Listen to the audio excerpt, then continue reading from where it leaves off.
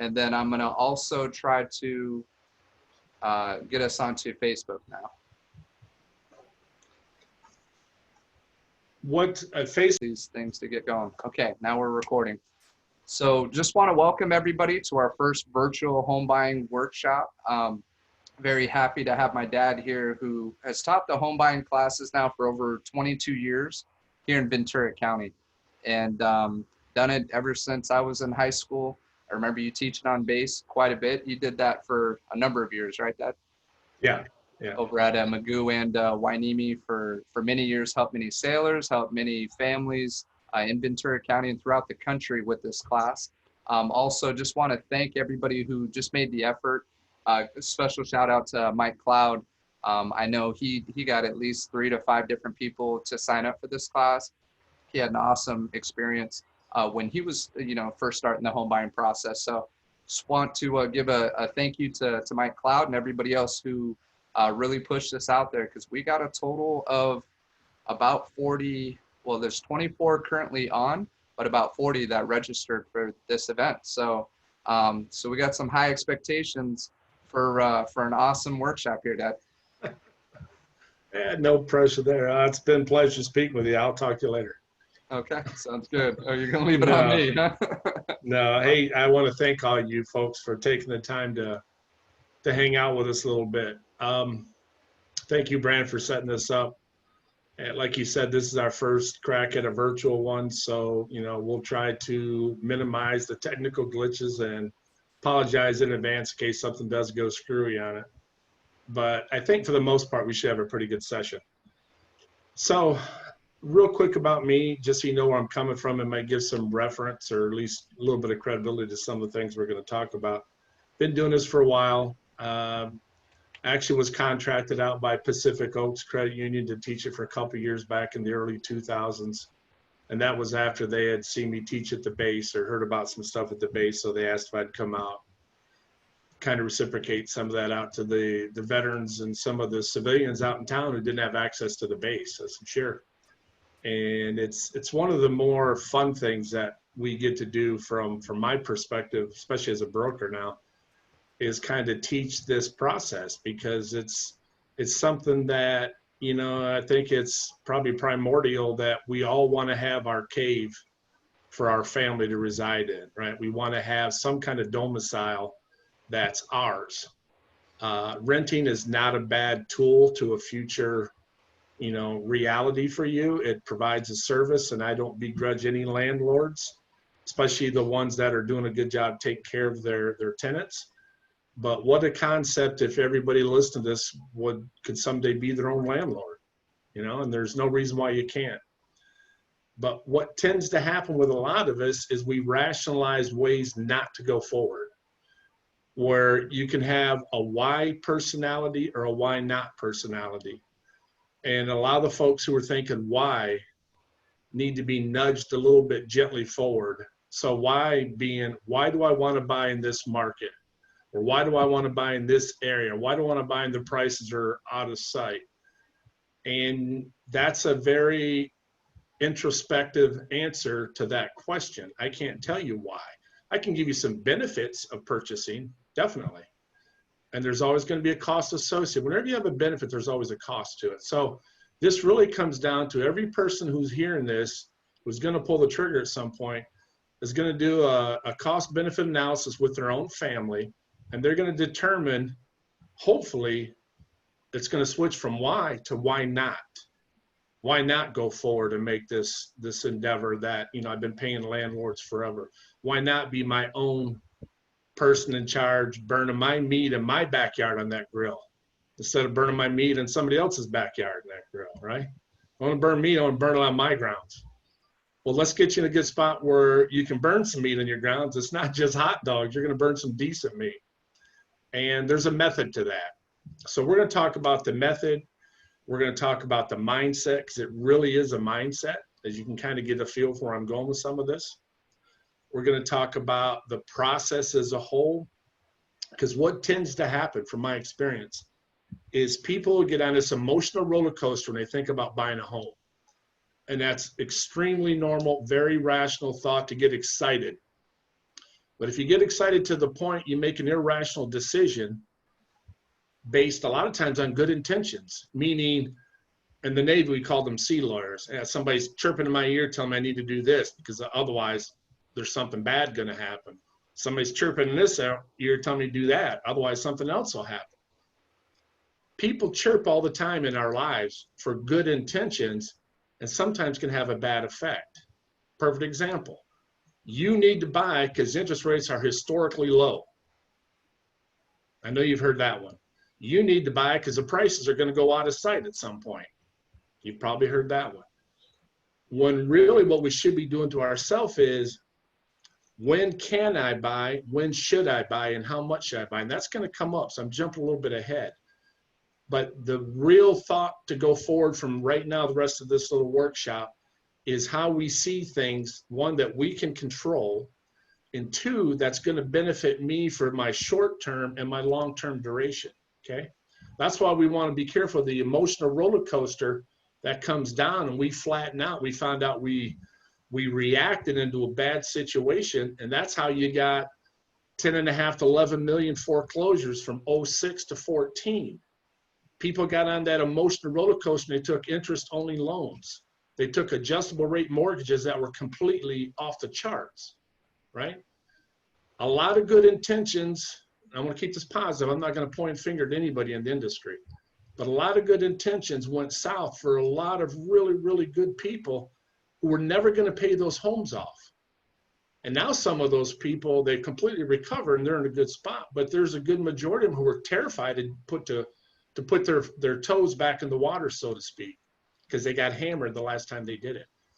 So a vehicle like tonight's workshop hopefully will show you some things that you can do proactively that you can control, and you can go forward with a plan and a purpose that's going to ensure not only getting the home, we're going to get you the home, but you get the home, one that you truly want and one that you can truly afford, okay?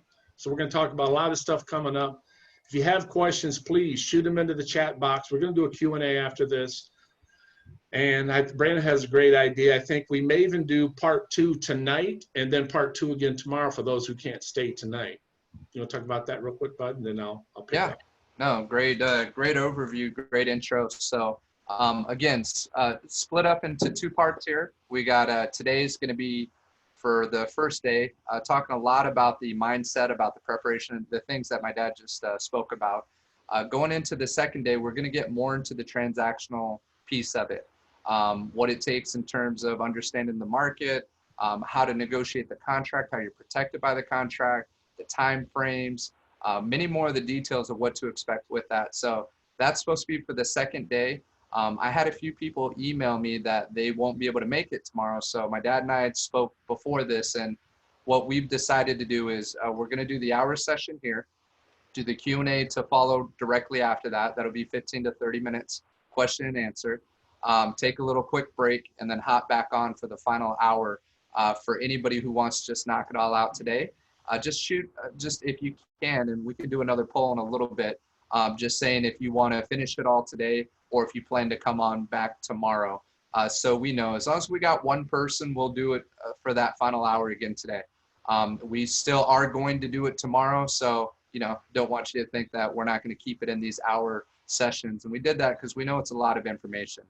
When my dad's taught this historically, it was about 4 hours worth of real estate section alone. Then you had a loan officer section, and 8 hours in total at one session is a lot. We're going to try to do that all in an hour here today and then an hour tomorrow. So wanted to throw that option. I see somebody saying they'll be back tomorrow. Thank you, Ryan, for responding to that. And yeah, just feel free to ask questions as we're going through this. We want to engage this as much as possible. We don't want to do death by PowerPoint. We got a PowerPoint that my dad's had for some time. Also got Mike saying back for tomorrow. So that's great. So most people are just going to be here for this hour session. Again, a lot of prep, a lot of very important questions to really think about, because this isn't just about just jumping into, writing an offer and purchasing a home. There's a lot that is involved, a lot to be considered. And I feel that's what my dad has really refined over the years to understand, and people appreciate that this is a strictly informative seminar that's to help equip you with the details of what you need. Any other points I didn't touch on housekeeping, Dad? No, sounds great. Okay. Do you want to start with a part of the PowerPoint, or Yeah, how do you want to yeah. go from there? And I'm going to use these more for talking points. If you want to do the first one, just the opening thing, because it's got the one question, is it the right time for you? Sure. So I think that is the heart of this entire process, really. You know, is it the right time?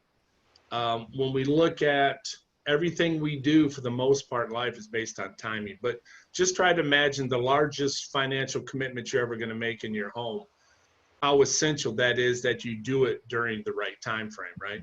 And the time frame may not necessarily be market time frame, although it can. It's really going to be your time frame. Have you done the right things? Have you got your cash reserves kind of solidified? Have you got your debt to income ratios in a good spot? Have you got control of maybe fixing some old past credit issues? And there's a bunch of things, but these are kind of the things that we're going to talk about as far as getting you prepped, because ultimately you're going to go out and you're going to write an offer.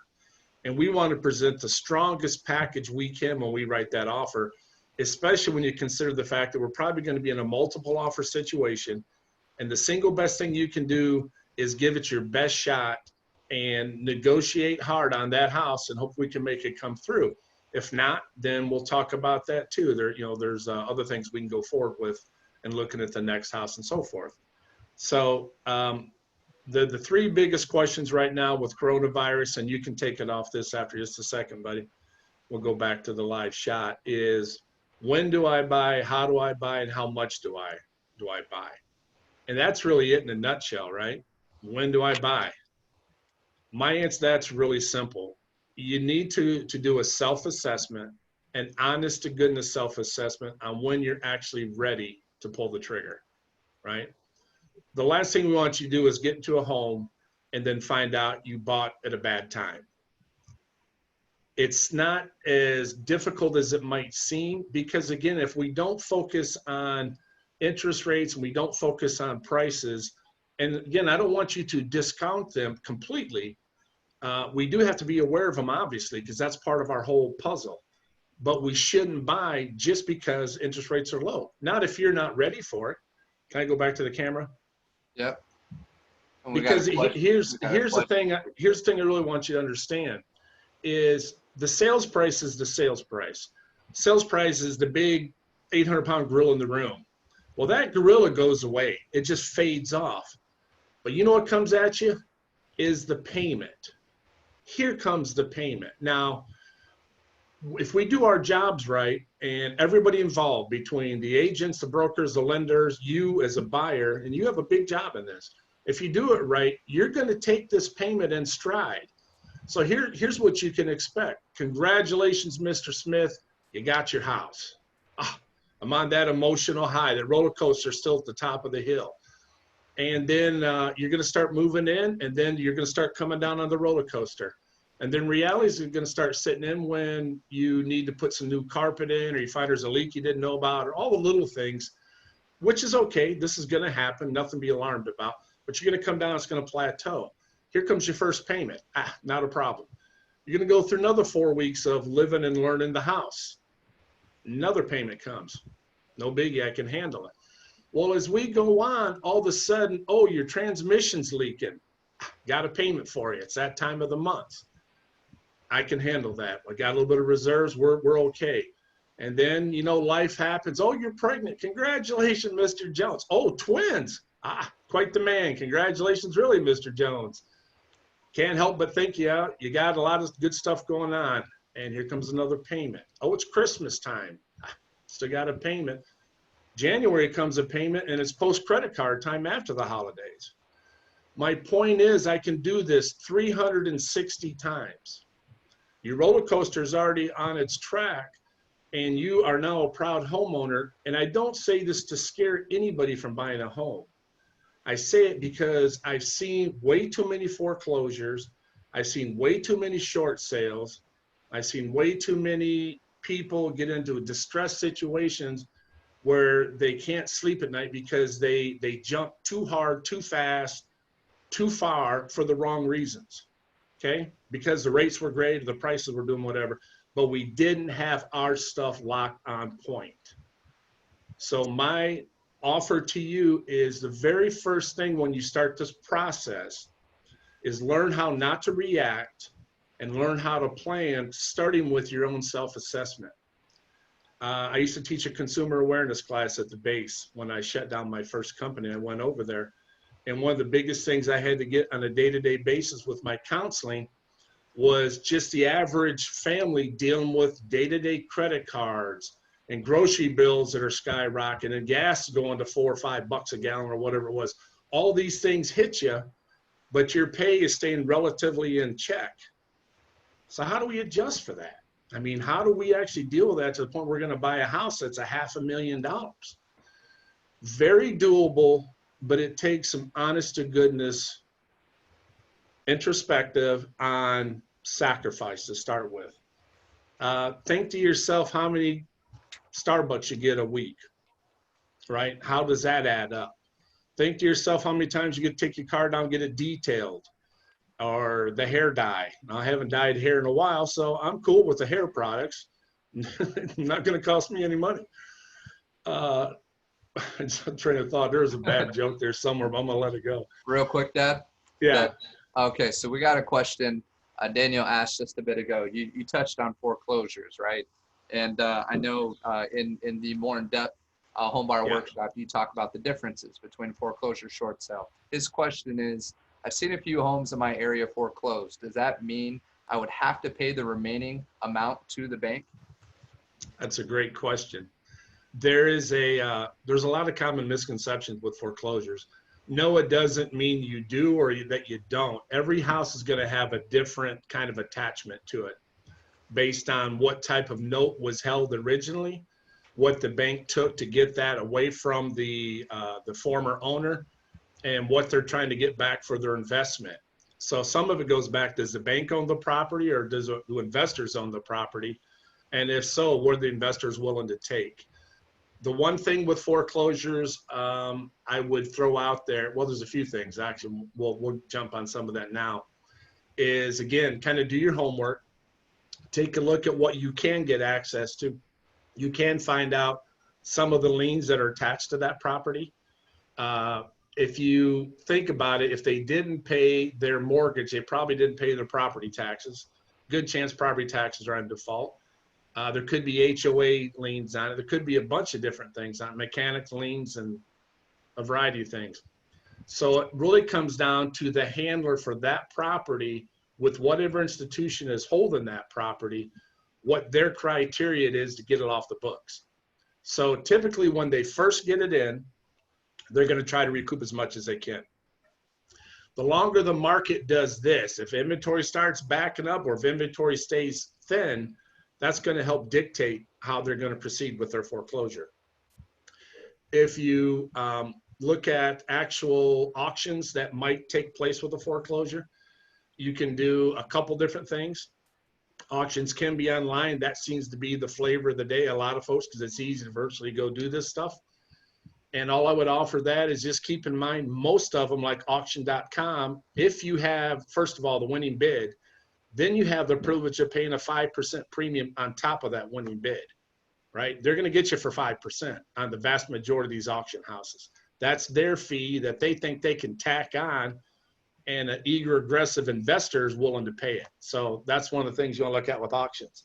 Another type of auction could be at the courthouse where they say show up, and it'll be one of two things. Show up with cash in hand, i.e. cashier's check, or show up with financing available for it. So again, that is dictated on the terms that whoever's holding that note's going to set prior to that auction. So these are the kind of things, great question. These are the kind of things that you want to know in advance if you're going to take that route. Like I'm going to hone in on foreclosures and I'm going to find one and I'm going to make it work. And I can completely respect that and I can support that in a heartbeat. But what I would offer, if you're going to take that route, I would focus on neighborhoods more so than the houses. Because ultimately, and this we're going to talk about the location thing. Ultimately, one of the biggest mistakes I see people make is settling for a home in a neighborhood that wasn't their first choice, because at that time they either got urged into it by an agent, and a lot of times it's not the agents, it's just the way the things kind of fall into place. But they got led into it, and they were presented a home that they settled for, and they convinced themselves, we're going to make this work. And sometimes that's okay. It's not necessarily a bad thing. But I've seen many, many, many people get into that situation, and what they find out, it didn't have the schools they wanted for their kids. So if you're doing your research and you're checking into foreclosures or auctions or anything else, or if you just look at a normal transaction, what I would do if it were me or my younger family today, my boys and their families, is I would emphasize, start with the schools and go out from there. If you have kids who are school age, or if you're a young couple, don't have any children, really doesn't even matter. Schools are going to be one of your primary considerations every time. They have to be, because that's one of the leading impactors on the resale value of your property, because they're typically good indicators of the neighborhood stability, right? If you have good schools, you typically have good neighborhoods, which means good value in your home. I'll take a smaller home if it fits functionally. I'll take that into a neighborhood that may not be the home that I want, but on my checklist, the big prize in the room is my neighborhood. I've got grandbabies walking those streets. I've got my wife, my daughters, daughter-in-laws, my kids walking. I need to feel good that they're at least in an environment that I don't have to be, hiding behind every tree watching them. Looks like you have a question. Yeah, no, we got a few good questions that have come up just in relation to it. Not to keep this all about foreclosures, but I think just a kind of elephant in the room, I believe, especially with the COVID-19 stay-at-home order, it's been obvious the economy's been hit, jobs have been affected. Many people are interested in buying right now, even, as they've been watching, especially with affordability. And foreclosures is the big hot topic. You hear, oh, I can get a great deal with the foreclosure. Couple just caveats to understand with foreclosures. Number one, question came up is, are foreclosures harder to purchase? And if you don't mind, if I just share a couple things on this, Steph. Yeah, go for it. So I used to work for a nonprofit called VCCDC, Ventura County Community Development Corporation. I did an interview with Alex not too long ago. When I was put in charge of leading out the director of realty there, we actually used to acquire foreclosed properties. Nonprofits can get access to these properties even prior to everybody else in the marketplace. There's an incentive for certain banks to work with these nonprofits. Well, the nonprofit had to have lines of credit. We would purchase these foreclosed homes.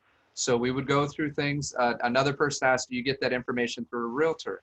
Sometimes you can. Some properties that are called REO properties, real estate owned properties, you'll see them, and that's a further along in the process, as my dad was talking about before. There's different stages of a distressed property. So when a notice of default first hits, and then as you go through the process, right? So the further along, you can sometimes get a better deal. But typically, if nobody else has purchased it yet, it may be a reason for that nobody else has came in and bought that home. So there are a lot of things that can come in with it. I know you talk about it in your presentations about buyer beware. Certain protections aren't in place that you have as you go through a real estate agent through a standard transaction. We're going to talk about the differences of the different types of transactions, especially more so on tomorrow. But biggest thing to know is there's a shift in the market that's already taken place. There's opportunities that are being presented right now. So you're all doing what you should be doing in terms of you're here, you're learning, you're getting yourselves ready. You're reaching out to the professionals, and this is any other real estate agent out there that has experience that's looking out for your best interest. Reach out to them, speak to them, find out, get as much information as you can get. Make sure they're looking out for your best interest. Trust your gut, which I know my dad's taught me over the years many, many times. So when it comes to foreclosures, though, it can be a little bit more of a difficult process. Some situations you have to come in with all cash. We would have cashiers check literally up to about $800,000 that we would walk in with that they verified prior to the auction, right? The other option is going to the court steps, right? You can go to the courthouse and go to the steps where they auction them off. I also have a website that attracts a lot of people looking for those types of opportunities. The question comes up, so I do a lot of research on it. There aren't very many distressed properties right now. We also had a big change from when the market crashed last time in 2008. and I'm not going to continue to go on to it, but this is important information. It's a different market than what we had with 2006, 2007, 2008. So as Dodd-Frank came in and cleaned up all the toxic loans, borrowers are much more qualified now that are homeowners now than they were back then. So my dad's gonna, I'm not trying to steal the thunder. I just wanted to hit on some of these points because these questions came up. I know we got a lot more to cover. The other question, Dad, just for later, there's two of them actually. Are we in a buyer's or seller's market currently? And then how do interest rates affect your purchasing power? So maybe how do interest rates affect your purchasing power? So two other questions that came up. I hope I answered those questions, but feel free again. The question again, are foreclosures harder to purchase? And then do you get that information through a realtor? Anything else you want to add about that? No, just one quick one. My last investor I took to an auction, I was up here in the Heights on Loop. And we showed up on a Saturday morning, and he called me and said, this is the house, meet you there at 8 o'clock or 8:40. I think it was a 9 o'clock auction. Excuse me. So we show up, meet my wife, Terry's an agent, and we show up with our client. He's got his briefcase, and he's looking all official. I've never seen him with a briefcase before. Man, he knew what he was doing, and he meant business. So there's about 40 people there, 20 agents, 20 potential buyers. And the house was going out at 4:40. And when we walked up there, I said, wow, this is a steal. He goes, oh, no, this is going to go between 7 and 7:50. He goes, I'm good up to 7. After 7, we'll talk about it. So I said, okay. So first time I'd been on site in an auction in person. It was kind of cool. So the guy doing the auctioneer says, well, we think this will last less than 2 minutes. And the guy next to him started his watch, and he goes, I have a bid of 440. And he goes, and there were so many people there who never got a bid out of their mouth. They had, like, I saw several young couples there, so they got a number in their head. If I can get this house for no more than 500 or whatever, I'll put a bid in. Honest to goodness, out of the 20 buyers that were potential buying, I saw about 5 go at it back and forth. My guy never says a word till it hits 650. And it was at 650 in literally probably 45 seconds. When it hit 650, he goes 700 right off the bat. That shut up everybody but 2 guys. Another guy goes 701. Other guy goes, well, I'll do 710. That's I think he started saying that's it, and his agent grabbed him. My guy says 725.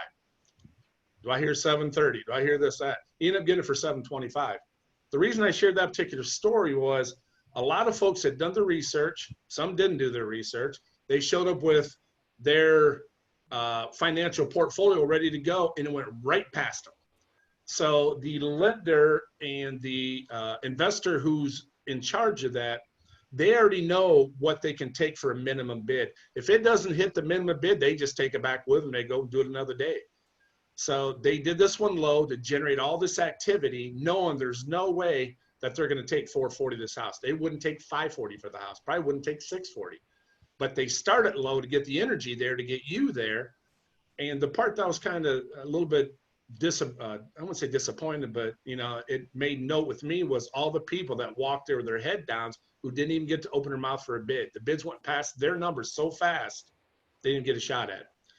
So I don't want to beat that up too much. There was something else you said I wanted to talk about real quick. He also mentioned, so 2 other questions. Are we the rates, the interest rate. So just give you an example, interest rate has a huge, huge, huge impact on your purchasing power. So a couple weeks ago, when the rates jumped up overnight because of, I can't remember exactly what happened, but I had a buyer who was qualified at about 575-ish. So I'm looking for 5.5. I'm not going to take them to their top. But when the rates went up that particular night, where they bumped up quite a bit over a 2-day period, the lender called me and said, you can take off about 75,000. They know that now they're calling about 5.25. I said, was it that big a jump? He goes, oh yeah, it hit them a lot. So if you can just think about your interest rate really is going to be the driving force on your payment for the principal. This is what we're borrowing. This is the interest all around it. And if your finances are like this particular person, they were pretty tight. And again, because we've got them qualified here, I rarely try to show them this. I don't want to get them into that pinch because, again, this payment's coming after them. I'm trying to find them something here, and hopefully I can, but if I can't, you know, it's going to kind of creep up to here. It just depends on the individual. But when you raise that up a half a point, the lenders can do a much better job on this than I can explain this. That takes significant purchasing power right off the table for you. So I wouldn't base my decision to buy on that. Again, I would go back to me. Are my financial orders, financial habits in order? Do I have my cash reserves for the next virus that comes along and my hours just got whacked in half, but I can still take this? Now, I do know they have forbearance and some other things that they're doing for a lot of homeowners. Not even going to go there. That's over my head in terms of the impact for that. But it shows that the government's trying to do something to take some pressure off. I know they've got some stop renting or stop evictions right now for some tenants. That's a good thing. But at some point, those are going to be lifted and we're going to be back on our own. And I think that's one of the key things for this. Part of our frustration is we feel like we're spinning and we don't know which way to turn with this. This is unprecedented. We've never had a pandemic. The 2008 crash, which kind of started in 05-06, when it started flattening out, like Brandon said, that was a correction. Dodd-Frank came in and took out irresponsible lending and irresponsible purchase, and they fixed it. So now lenders are being held more accountable, which means when they pre-approve you as a buyer, you're legit. That's what we want. We want you legit. We don't want you, yeah, you can go out and get this loan and then worry about trying to make the payment. So this stuff right now is, we're in the midst of this unforeseen, never tested kind of economy. And coming out of it, that's going to be the big question. Should I buy coming out of this coronavirus? And all I can offer from my experience, my camera just went off. All I can offer from my experience is, if you have your situation in order, if you've done the homework, if you're looking at foreclosures, you know the neighborhood you've targeted, you've got your finances in check, you've hooked up with a good lender, you feel very comfortable, I would ask that lender, give me a couple different scenarios, because they can't really lock you in quite yet. But until you lock me in, if the rate goes up half a point, what am I looking at? And then they'll tell you the new payment. Well, if it goes up a full point, what am I looking at? They'll tell you the new payment. You need to know all these varied payments, so if you get one of the ones that you don't want, you've already prepped yourself to accept it.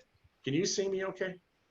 No, you're black screen now, so yeah, I was gonna crack said a my bad camera joke. went off. I don't know how to do it. Yeah, don't worry about it, Dad. We're good. Okay. Let's just keep it rolling. We got some good questions coming in here Yeah. right now, and then I'll do a share screen. We'll get back to the PowerPoint. Okay. So real quick, so a couple good questions. And if you don't mind if I share some on it, is that okay? Please if I do that again? all we want. Go for it. So the first question, I'll go in order from when it came in. And actually, I'll share this with you, and then I'll go to the next one. So the first one is, so are you looking for lower interest rates? And I guess just a couple points on that. We are at all-time low interest rates in terms of where they're at right now. They were super low. I'm talking in the low threes. Some people refinancing were actually able to put it on a 15-year loan, actually get in the twos. That's unprecedented in terms of low interest rate. When you're looking at purchasing, and my dad's going to get into it, it's you want to look at what is your monthly payment as well as functionality of the home, right? Those are two key things that we want to focus on. Well, in terms of monthly payment, that purchasing power is huge based on where the rates are at. Rates dropped super low. They actually spiked up a little bit, and then they've come back down some over time as the whole world in our country is getting used to working with the stay-at-home order, new regulations, the impact of the economy that's coming in. The Fed Reserve's keeping the rates down. So just to kind of, we can talk literally about an hour just about interest rates and predictions of it. We can't control tomorrow. We know what's happened in the past. All we can control is what we can do today. So one of the best things you can do is find out where you're at today. Doesn't mean you have to buy today, but find out where you're at today so that when you know what your financial snapshot looks like today, it may look a lot better 6 months or a year from now, but at least know where you're at today. Now, if that great opportunity hits tomorrow, because you are going to see more inventory come in, and this gets to the next question here, so I'm going to jump into it, and we'll talk more about the lower interest rates, but I wouldn't keep waiting because the rates are about as low as we're going to see them, okay? So They may get a little bit lower, and if you got all your ducks in a row, and there's some documentation that you need to get in to verify. And the biggest thing right now is job stability that lenders are looking at. They want to make sure you're in a secure job. Have your hours been affected? If they've been affected, can we qualify? Yeah, we qualified you a month ago or 2 months ago. Can we still qualify you today? Okay, so that's big. So the next question here I'm going to jump into real quick. And if you want to add anything on either of these points, feel free to jump in, Dad. This is coming from Paul, and he said, from your experience, considering all the current and unfolding economic distress, how will home prices be affected, and when will they reach the bottom? So that's a two-part question. It's a very, very intelligent question. It's what a lot of people are thinking right now. Affordability. So I'm going to talk about the affordability aspect first, because this talks about the cycles. Real estate works in cycles. So when we teach, especially after what we learned with the last housing crash in 2008, is understanding that real estate is a long-term investment, cyclical in nature. What goes up will come down. So you need to make sure that you can handle that monthly payment. Well, in terms of the bottom of the market was 2011. That was the trough of the market. Typically, real estate grows every 5 to 7 years in terms of prices and appreciation. And then we have another 5 to 7 years of coming down. Well, you look at 2011, 2012, 13, 14, 15, 16, 17, 18, 19, 20. That's 9 years of growth and appreciation. So I actually listened to a couple different podcasts and interviews, and there's a lot of great information out there, but you got to be careful also what sources you're listening to, because some will say the market's going to come down 10%, 15%, 20%. We have 30 million unemployed, right, that we're going to be hitting. And that if people don't have jobs, they're not going to be able to buy.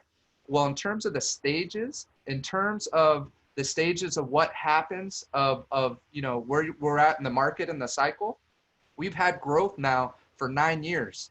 So we have to be, we're hitting affordability numbers very close to what the peak was before. But you know what they were saying 2 years ago? We were at the peak 2 years ago. I bought my home 2 years ago. And the reason why I felt comfortable buying that home 2 years ago, even knowing I was buying towards the peak of the market, is because I could handle the monthly payment. I was in the neighborhood I wanted, 4 streets up from my parents, who have a swimming pool, which is huge, you know, with our kids, especially right now. Well, not right now with this, but you know where I'm going with that. The neighborhood fit it, the yard fit it, the house fit it in terms of functionality. I understood that the prices can come down, and I'm okay with that, because I know for the long term, it's going to rebound. It took almost 14 years from 2006 to 2020 to get back to those prices that I bought my first place in 2004. And the price went up really fast, really quick, about $20,000 a month, went from $415 up to $515 a year and a half later, dropped down to $300,000. Luckily, we were able to save it and keep that home, but we had a high mortgage payment for a home that was too small for us. I settled. I thought it was a stepping stone. So you need to be careful with that. So in terms of asking the question of what's going to happen, nobody knows exactly what's going to happen. Many people think the next phase is up, which you had that growth stage. Then you have coming down after that is hyper supply. And that's what happened last time. So hyper supply, we saw about 6 months before it actually hit, where hyper supply took effect. The people, I had a client who wanted to invest with me in buying a second property, and thankfully we did, and he was in construction. I don't know Construction started pulling out. Do it. Okay. Construction started pulling out, right? So we saw signs happening. So right now, we're still at a deficit of homes. We're still at very low inventory. That's what stabilized the prices. So if you think that the prices are going to come down 2 months, 6 months, a year from now, may happen. But with the low inventory, you know what that does? Stabilizes prices, because it's supply and demand. Buyers are still motivated. The rates are excellent right now. And with those excellent rates, those who are seeing the opportunities and pulling the trigger are getting the homes they want at the monthly payment that they want, which has been unheard of in the last 2 to 4 years. So I know I went pretty in depth, and there's a couple other questions came in. Dad, anything you want to add to that? I think it's great points brought up. The one thing to truly hold on to is our location. We are the last, this is all relative really, but we're the last affordable coastal community in Southern California. You know, they're trying to put us on par as Orange County, you know, Santa Barbara County kind of thing. Oxnard went as far trying to change their name to Pacific, or not Pacific Palisades, but some Pacific Shores or something. But the point being is Ventura County is still very desirable. It's still affordable compared to the Orange County, Santa Barbara counties. And the fact that the rest of the local Southern California coastal communities have maintained their value, and we're running out of place to build. And that's the final little piece in this puzzle, is supply and demand. At some point, these farms out here, I think they're done. They're not going anywhere. They've tapped into about as much raw land as they have. So as long as people are still coming into this county and still buying and building, our prices, even if we take a dip, and we will see some, I've already seen some homes drop prices that are currently listed. I've also seen homes come up just in the last few days that were smaller in size and list high, and they've already got multiple offers. So because of that desirability, because of that supply and demand factor, I think it's impossible to think that we won't take some type of a hit, right? We're going to have a market adjustment. Prices will dip, but I don't think it's going to be a big dip, and I don't think it's going to come remotely close to 2008. That was a whole separate situation that had to be corrected. This, in a lot of ways, is a lot worse. This is an economic failure of our system that is not only got to be corrected, we got to kind of recoup, you know, what we've lost, and that could take some time. So what does it mean for us as home buyers? I think personally, what I try to look at all the aspects that are involved with setting these values. I think given the fact that, you know, we do have this pandemic that has got to play itself out, I think more than anything, we're just going to see kind of a cultural shift come out of it. And the shift is going to encompass a lot of different things. It could encompass our ability to go to a concert, you know, to go to a ball game, to sit in church and worship the way we like to. We got to deal with that at the same time, make these same decisions on buying a property. So going back to one of the original points is, if I'm buying this property to flip, I'm probably not buying anytime soon. If I'm buying this property to live in and raise my kids and my grandkids, I'm not going to worry about the value too much. I'm buying this home because I want Ventura County. I put myself in a good position to do this, and you know, I'm just going to make it happen. Now, if the market completely drops out in terms of the values plummet, and who knows if that'll happen, you know, then we have to kind of regroup. I just don't see that happening. If you have a stable job, you know, i.e. maybe a government job, or you're self-employed, but you're self-employed with a need that has to be met. There's some jobs out there that are still going strong right now. I think Amgen's doing well. A lot of the companies out there are doing well. They're working at home, but their income hasn't been hit. So we still have a solid core to our economic engine. We just have a lot of friction right now with all these things, with the uncertainty. So great question. I kind of went around the point, but I think if you look at our location as a county and what the county's been doing, all the upgrades at the collection, they're trying to clean a lot of things up. We're trying to get on par with some of the coastal ones. And I got another, if you remind me, I don't want to talk about it right now, but yeah, when I taught this home buying class in '99, I had a 20-year projection from UCSB for 1.1 million, 1.1 median price range projected for a 20-year cycle. And I got that from a professor out of UCSB in 1998. I taught that up through about 02, and I sold it. I sold it on the thought that our homes are going to be worth $1.1 million. And if you ask your mother, she said I was crazy, right? It's never going to happen. So I told her our house is going to be worth close to $1 million, and she laughed at me. Right. And then when she watched it go from 2 to 3 to 4 to 5 to 6 to 7 to 8, it's like, holy crap, you know, maybe you're right. His model failed, and we didn't get $1.1 million, but his projection based on that theory at that time was pretty solid.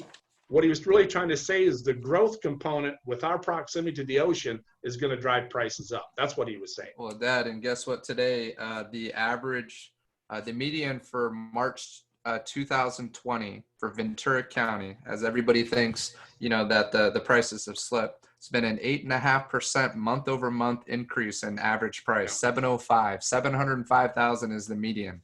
649,000 was it in February 2020, and then in March it was 640. So we've gone up 8.5% during this whole stay-at-home order. It's still increased in terms of sales. I'm hearing multiple offers left and right. Still out there because of the low inventory.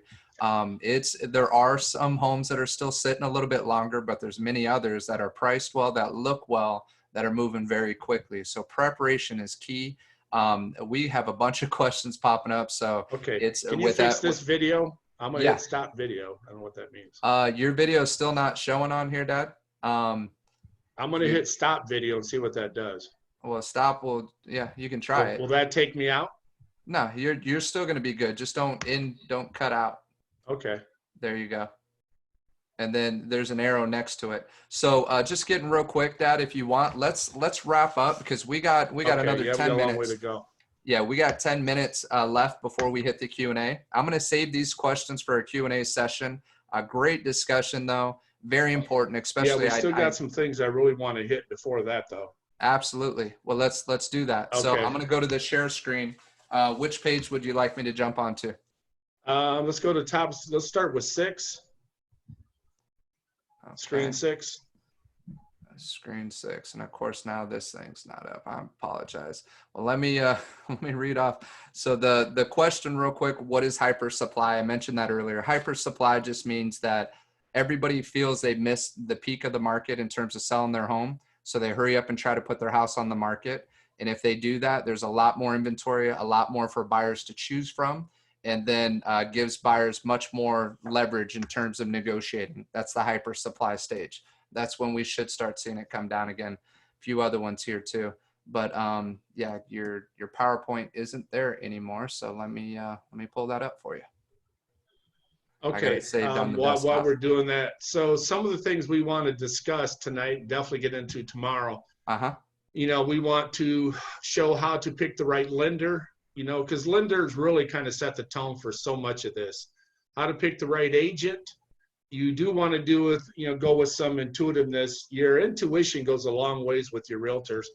With both of them, what you're trying to do is establish a sense of trust, right? You want loyalty, but you really want to trust what they're telling you.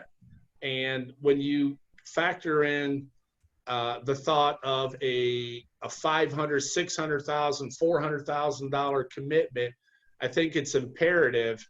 There we go. I just went over, but I still don't see myself, which is fine. Yeah. It's imperative that we have the right people working with us, right? Everybody wants to default to Zillow, Realtor.com, Trulia, etc., Redfin, HomeSnap. It just goes on and on. They're not bad sources of information, but if you get into a conflict with what your agent's telling you or trying to send you, and this happens all the time, and your buyer comes up, or you as a buyer, you have a list of homes that you want to see that you were able to pull up, and you can't figure out why your agent didn't send them to you. It's because they're probably not current. Now, these sites are getting a little bit better, but they're still, trailing on some of the on-time information.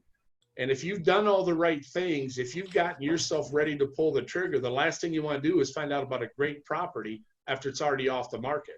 Okay, so all I would ask is, in terms of the Zillow of the world, it is a tool. It's a source of information. It's not the almighty tool, but it's something that we can use. We're going to talk about some of these other things. We want to negotiate a mock deal for you and how to protect yourself. Brandon, you want to go to the next slide? I don't know if I can control this. No, it's okay. I got it. So these are real quick, not to beat these up. All I would ask you to do, there's first time and there's other home buying programs out there.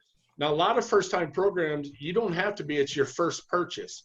If it's been more than several years, usually it's 3 to 5, you qualify as another first-time home buyer. But with these, all I would do is go online, look up locally, what do I have in my county? This is where Brandon talks about, worked at, VCCDC, Ventura County Community Development Corporation. Right. It's 501c3 nonprofit, and they have a grant that could be up to 65, 75 grand. That's forgivable. That's a local first-time program grant. When you hear the word grant, if you follow their guidelines, you don't pay that back. And that can be a huge component of your down payment going forward and buying a house. So all I would say is look for different programs that might fit you, right? If you're VA, FHA, there's different ones. You got efficiency standard loans that you can factor in, but there are some good grants that you can use and go forward. Before I forget, for any veterans out there, a lot of guys want to go straight to VA, and VA's got a phenomenal product right now. Mm-hmm. Well, there was a time back in the 90s, early 2000, I couldn't do a VA because I was doing CalVet.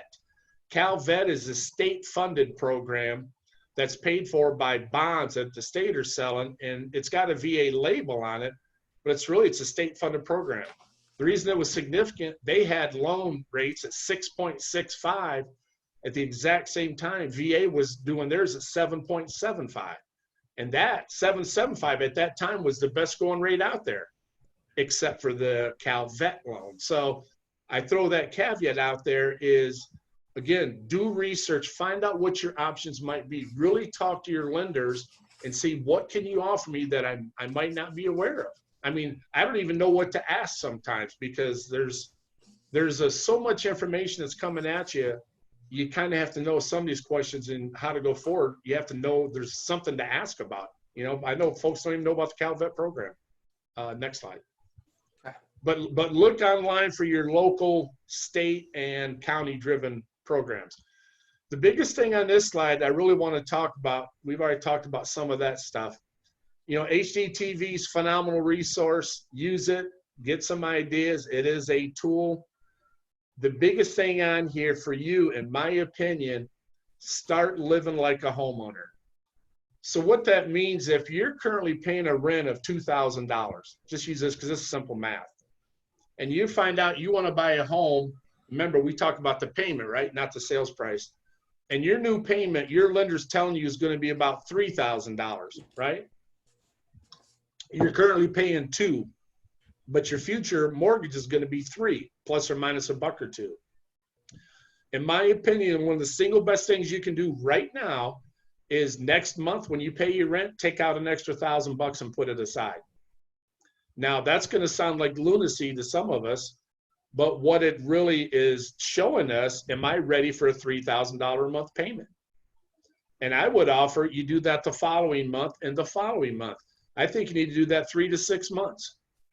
Take that separate, what you're looking at increasing your rent by, and I've heard this from many potential buyers. I've also heard it from a lot of agents when we talk about this, you know, about what they can afford, the affordability complex, is if you can take the time to make the sacrifice, because that's what we're talking about, to come up with that extra $1,000, and you can put that aside, does two things. One, you're going to build up some more cash reserves, which you're probably going to need at some point.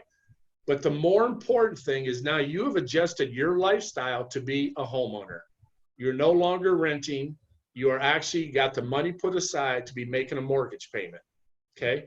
I think that is so imperative on your ability to make that payment repeatedly is you've already started it. You've already made the sacrifice. By putting that money aside and making those small changes, it's going to make a huge difference on your mental capacity to you know, withhold the strain of being a homeowner. You know, one thing that I've heard, and it's not a bad piece of advice, and we did this in the military when we counsel a lot of the veterans, is you can adjust your federal holding filing status, you know, what's being withheld.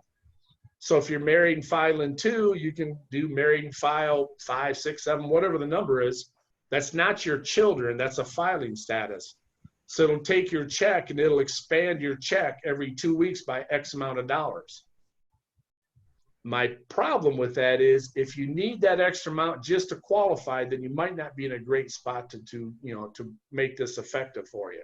It is a way to get a bigger paycheck, but I hope you got a little bit more than that, you know, in the bank, so to speak, no pun intended, but to make that payment, because you're going to see something come up a little bit later will make the point for you.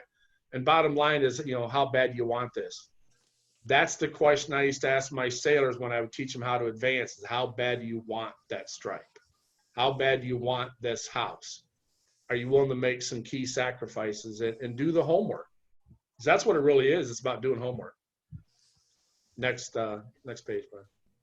I can't see my slides, so I don't know. No This problem. is just some stuff about why we rent and why we buy. And if anybody wants this PowerPoint, I'll give it through Brandon and he can get that to you so you can have access to this. But these are just some common things, you know, people have rationalized in their head. Remember the why and the why not? This is a why not category kind of here. Why do I rent? Well, because of all these issues, and that's why I'm going to continue to rent. And why not buy? Well, because of some of these other factors. So it's really about putting our mindset towards, I want to be a homeowner. I'm willing to do what it takes. I want my equity to grow. I want the tax advantage. I want to personalize my home. I want stability. Really, that's the key. I want my kids to have roots in this community. And I'm willing to take a little bit of a fixer-upper, make it a beautiful home, right? These are the kind of things we should be striving for. Next slide, buddy. I don't know if you got more questions coming or. Oh, we do. I'm actually saving most of them Okay. for when we do our Q&A, because One thing here that, Brad, if I could, just real quick, one thing here is real important. Brent, you're probably going to talk about that, but otherwise I'm going to forget. When you look at your type of house that you are aspiring to jump into and call it yours, there's a couple ways that you can really go forward that just makes sense. And one of them is, you know, this isn't my permanent house, but it suits my needs for today. The average home ownership, Brandon, I think is what, about 7 years, 7 to 9, 10 years, whatever. It used to be, yeah. Now it's actually 12. Okay, up to 12. Good. That's good to know. So people don't buy them to live for 30 years, but I think personally, when you buy that house, I would plan worst case scenario that I can afford this for 30 years, and I'm okay with that. I like my environment.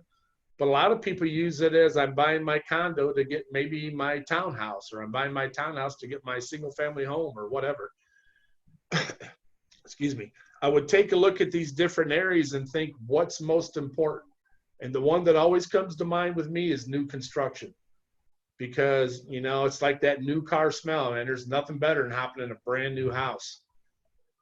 The problem with new construction is it does come with some baggage.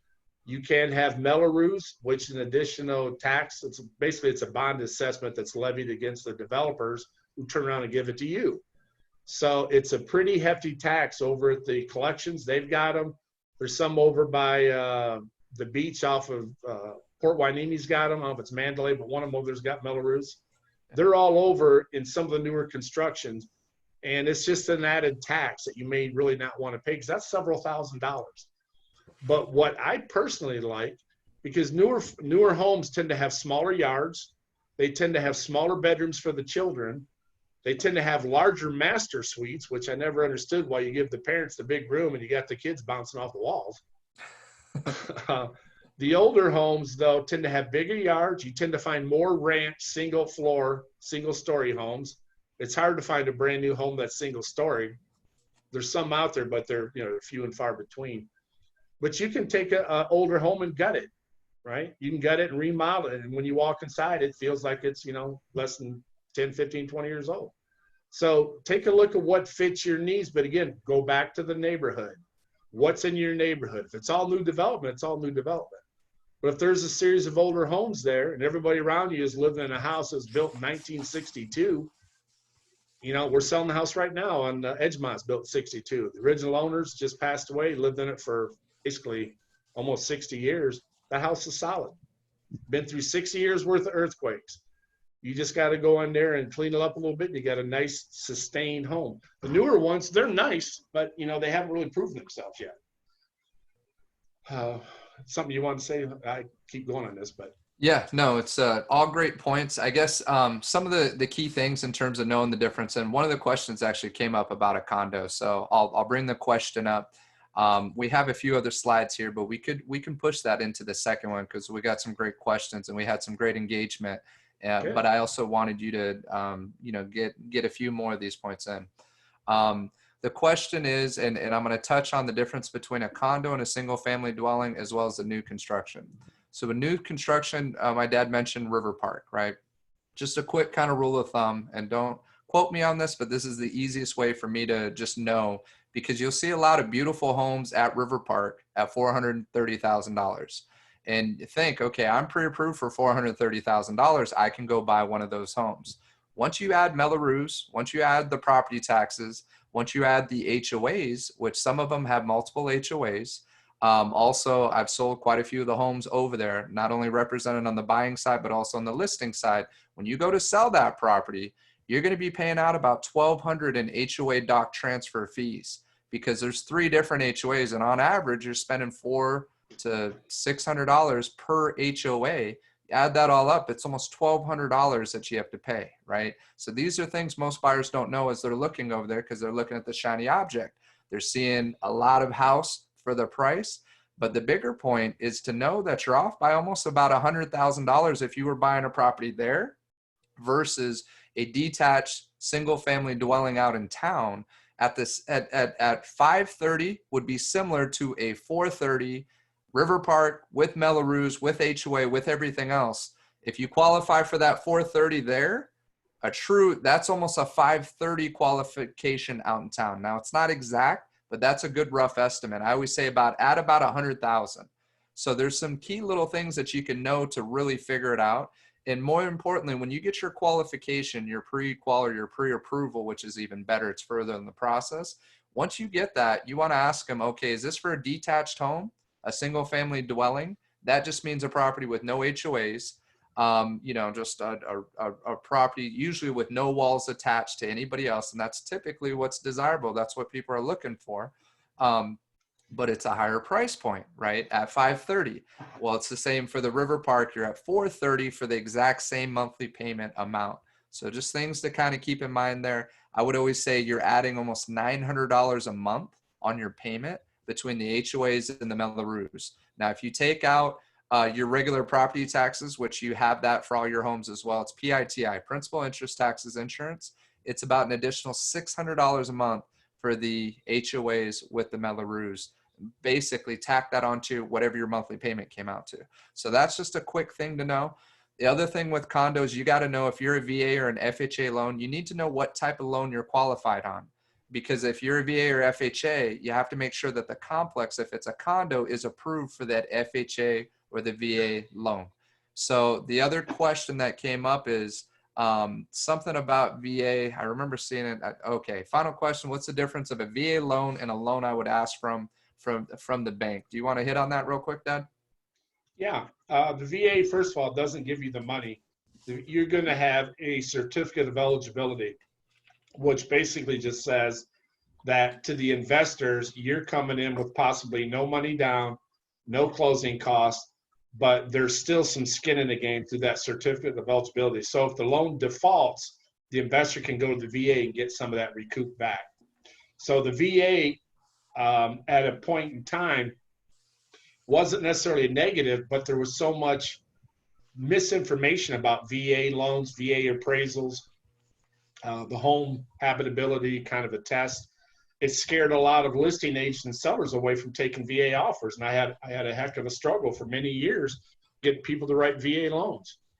Wasn't for my clients, it was getting accepted. If I'm up competing against another offer and I got a VA loan, they're conventional. They almost always went to the conventional side.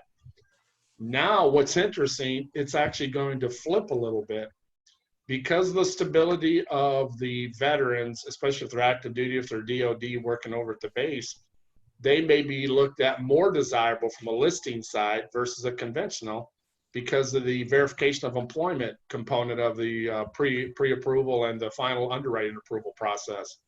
So a VA, what it really does, it gives you the access to being able to purchase a home without a lot of out-of-pocket expenses. There's kind of some misconception about the VA appraisers going out there and just dissecting the home. That doesn't happen. The lender will put the order for an appraisal in a portal. They don't get to pick the VA appraiser. Someone will be assigned that. They'll come out and they'll appraise the home. And they're really working for you, the buyer. Okay? Keep in mind, when you get an appraiser, be it VA, conventional, FHA, whatever, those appraisers are working for you. So, and I know you can't see me because the camera's not working, but I'd be giving you a visual right now of if you're buying a home that's listed at a certain price. Is there any way we get this camera working? Do you think? If not, No, that's we're okay. already, yeah, we're running late on That's time all right. too, so I don't want to. If it, let's say it lists at 500 and you're willing to I'll pay, be your hands, Dad. Go ahead. okay, list at 500. Okay. You come in and buy at 500. Uh-huh. And then the appraiser comes in at 475. Okay. You see that gap?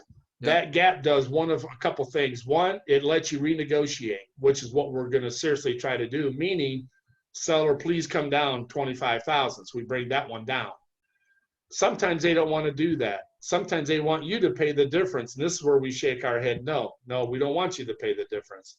And your third option is you get to rip up your contract. That's a legal way for you out of the contract if it doesn't appraise at that price. So what the thing to really hold on to is that appraiser, and some lenders will cover that appraisal cost for you. But that appraiser is going to work for you. Your physical inspector is going to work for you and not the seller. The two out-of-pocket costs that you're probably going to have, whether you're VA or conventional, going into a purchase is going to be the appraisal and your physical inspection. And we're going to talk a little bit about, Brandon, go to the next slide. I'm not, I can't really see my slides. No problem. We got location. We're going to talk about, okay, well, there's your location. Right. We're going to talk about the, that just threw me off. I'm gonna go to the, I've already looked through on the last remaining slides, so I know the big ones that you want to hit is what is affordability and lender questions. You want me to jump to that? Yeah, go ahead. Okay, so here's the affordability. So that bottom section, if you take a look, this is something that was taught to me many years ago, and it's always kind of held true. The old days, it used to be like $10,000 was a magic number we strive to get into our accounts before we would buy a home. Now, $10,000 now may not seem significant to a lot of people, but for some of us, it's a ton of money. So if you have, let's say you're one of these VA guys or someone who we have the approval, we're good to go. And I've been able to save an extra maybe 10K in my account. And if I have a lender or if I have someone who's really trying to nudge me to pay that 10,000 down to drop my payment, well, you see how much it's going to drop my payment. Now, that doesn't include your insurance and taxes and things out of the PITI, but that does include, for basically for 4% interest rate, 10,000 can be $40. So if I can't afford 1,500 without that 10K, can I truly afford the 1,460? And I think the answer is probably no. So you're better off keeping the 10K in your account. And some of the home buyer programs mandate that you have that there anyways. But the whole point for that illustration is, the difference that 10,000, so 100,000 would be what, about $400? You can kind of see the difference on the impact of the amount of down payment. Can I afford 1,500? Can I have that payment coming each month and not being cornbread and beans every month or every night? And if the answer is no, then putting 10K to drop my payment by $40 isn't going to make a difference. But what I would recommend on this page is if you haven't done it, and most of you guys are doing this already, you're checking your credit scores between Credit Karma, or I think there's another one out there. I think Mom's on, I don't know which one it is, but you get free reviews. Some of your lending institutions have free credit monitoring services. They'll give you free reports. But there's a misconception. If you look at your report, you are not taking a hard inquiry hit. You can look at your credit reports. You should look at your credit reports several times a year, right? You're not getting pinged. I've had people, discuss with me, well, I'm afraid it's going to drop my credit score. No, you're not a hard inquiry. You're a soft inquiry. If you're going to go get refi on a house or a car, that's a hard inquiry. If you're going to open a credit card, that's a hard inquiry. All those hard inquiries can ding your credit. So we don't want to just run our credit over and over and over, but we can still look at them here at these two sites, and there's other sites that you can pull up and take a good look at your scores, see if there's some inadvertent entries there, see if you've been a victim of identity theft, which is kind of a biggie, and just see if your score is kind of where you thought it would be. Because credit is what's interesting about it is it's repairable fairly easy if you do the right steps, but you got to identify it first, to repair it. Mouth's drying up here. If we go back to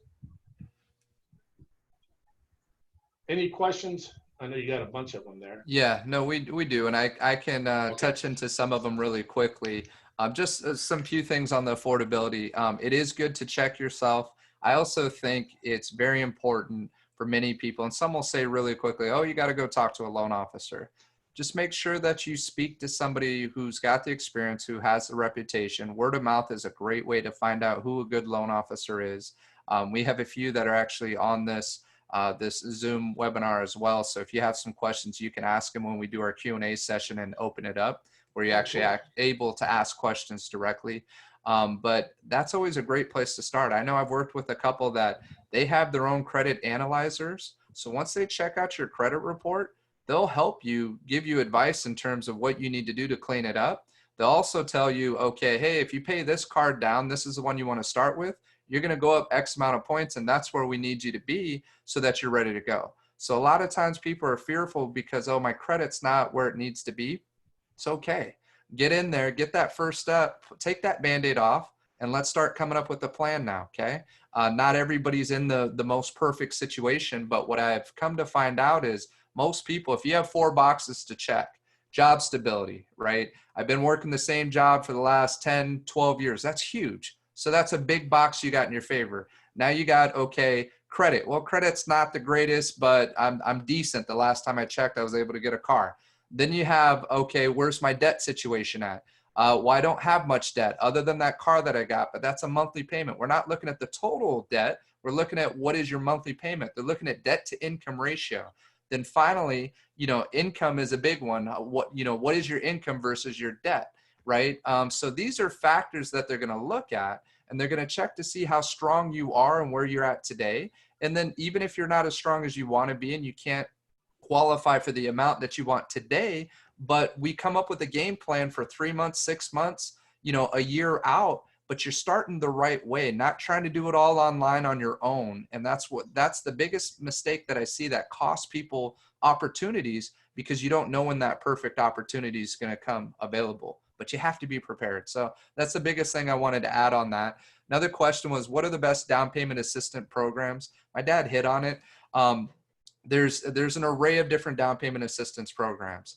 And at times, some programs are better and very, very enticing. And at other times, you got to kind of be careful with it. And you may be better off on a traditional loan, a conventional VA or FHA sometimes can be better than down payment assistance. But right now, he mentioned vccdc.org. That's the company's called Ventura County Community Development Corporation. They have something coming out that is pretty uncommon, and it's up to $45,000 for those that qualify. And now there's qualifying amounts. This isn't everybody, right? It's actually considered under 80% AMI as area median income. So they check to see where your income's at. And just real quick, household size of 4 makes about $85,000 a year, will qualify for this particular grant money. Well, the grant money could be up to $45,000 in forgivable money. That's huge. So basically, if you're in there, you have to intend to occupy the property.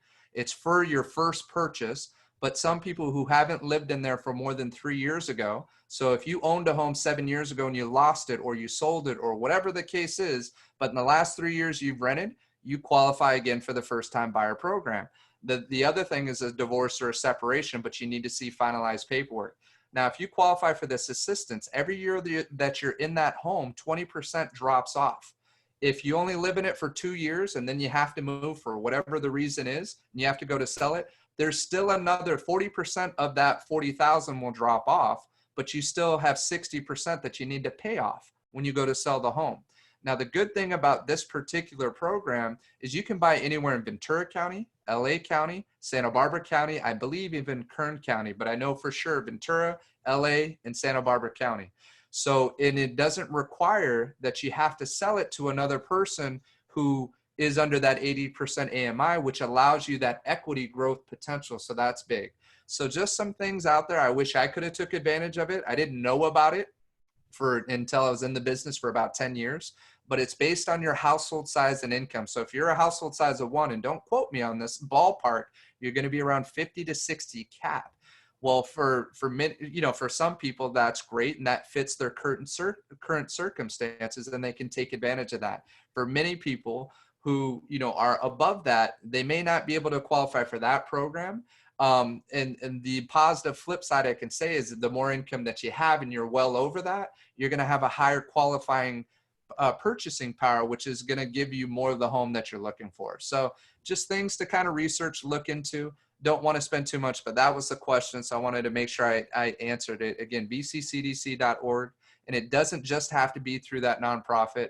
Many other loan officers also have access to something called CalHFA, and that goes to a moderate income limit, what actually goes up to over, I want to say it's over 170, close to $190,000 a year. So many people qualify for that moderate income, but it's not as much money assistance, and it's on a 3% simple interest. It's not forgivable money. So what they do is called layered financing, but then there's also challenges with trying to get an offer accepted that also has down payment assistance. So you got to weigh it all out. But right now, in this time right now, where there's a little uncertainty out there, creates opportunity. So maybe you weren't able to use the down payment assistance a year ago in that market, but today you may be able to get that accepted. So, but you got to have somebody who understands the down payment assistance programs, who can sell it to the seller and the listing agent, and who also has good communication with whoever those loan officers are. So just things to hit on. I probably spent too much time on it, but wanted to make sure I touched that. Anything you want to add, Dad? No, I think you hit right on point. Okay. Any other points you want to hit on the slide, or do you want to go straight to the Q&A now? Because there's still a few other questions I can bring up. Go ahead. No, we're good. We can beat that up, but let's do some Q&A, then we'll take a break and we'll come back and get at it. Okay, that sounds good. So got you back on here for the Q&A. I'm gonna read the questions off first. Feel free to add any more questions to the chat box here. So the two questions I have is, number one, I made an impulsive decision on buying a condo. I was asked to put my 30 days in after qualifying for a first-time buyer's loan. And at the end, I ended up getting a denial due to insurance problems. And I need a little more clarification on that. That could be insurance for the condo complex, or I don't know if those are personal insurance, but need some clarification on that. I moved to the condo to rent, and we still live here. My question is, my lender is encouraging us to reapply again for the same condo once my husband goes back to work. Is this a good choice to do? And I guess, we need a lot more information on this question. Right. I'm not sure if you mean just buying a condo versus a house. Sometimes it comes to qualifying. Sometimes condo is the best we can qualify for. Okay, so flooding insurance. So if that flood insurance was a problem for your property that you were trying to purchase, and it's still there, it's going to be the same issue that you came across the first time. So I don't understand how you can get around that using the same down payment assistance program if they weren't able to do it based on the insurance. Now, I've also seen it where the flood insurance was just high enough where it actually disqualified based on your debt to income ratios.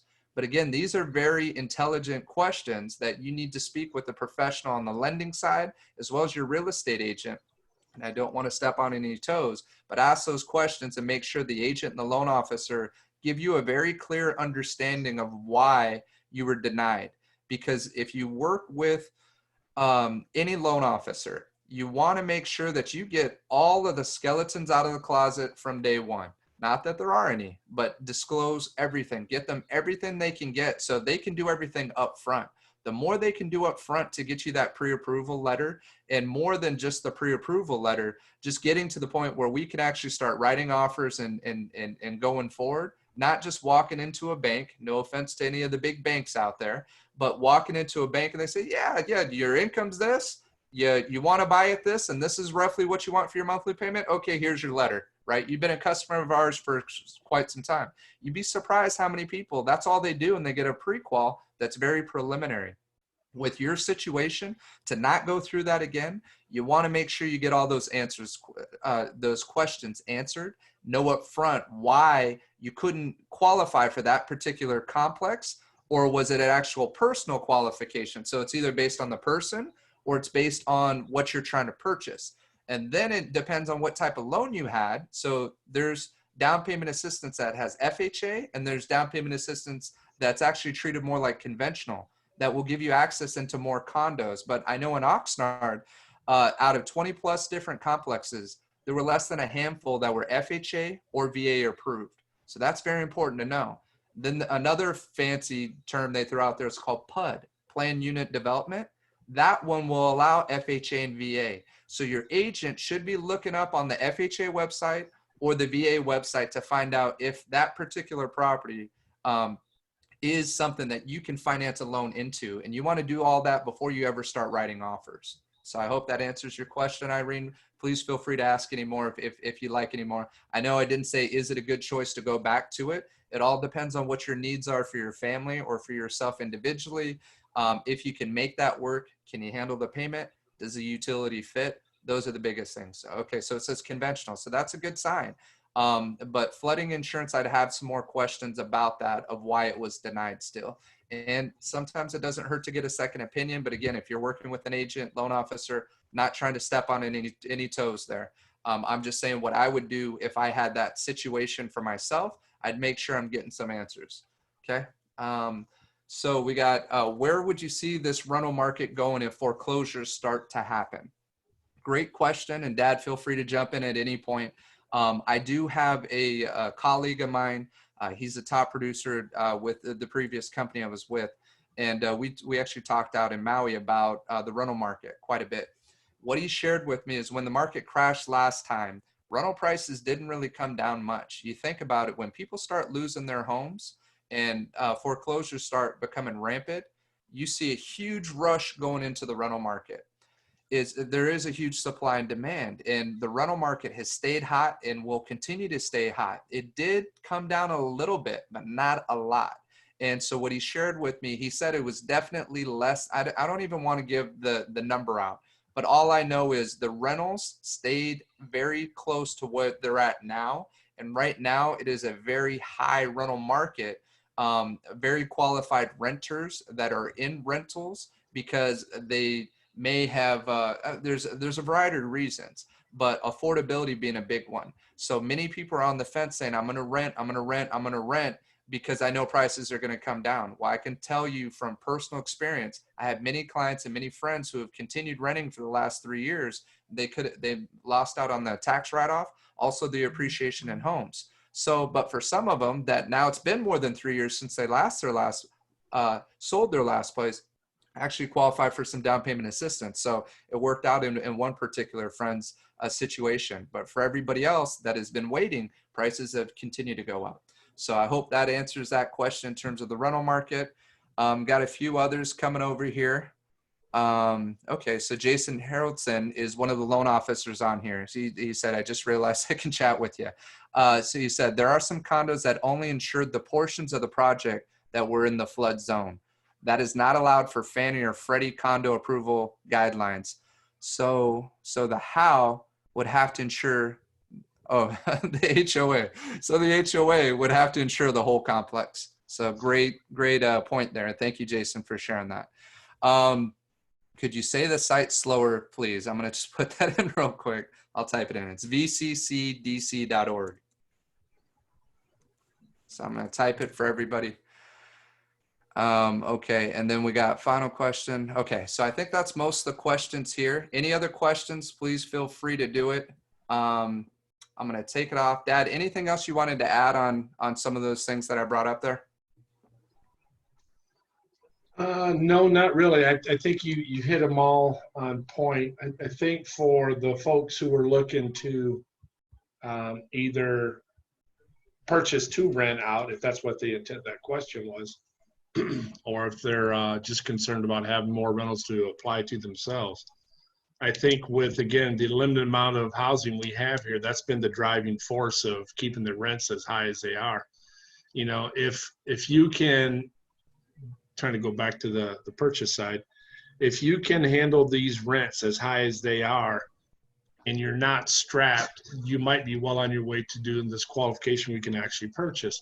But if the rents are strapped you now for the kind of house that you like and that you're living in and it's a struggle, then I think it's more critical that you take the time to slow it down a little bit and find out what can you change to get yourself in position to actually go to the next level.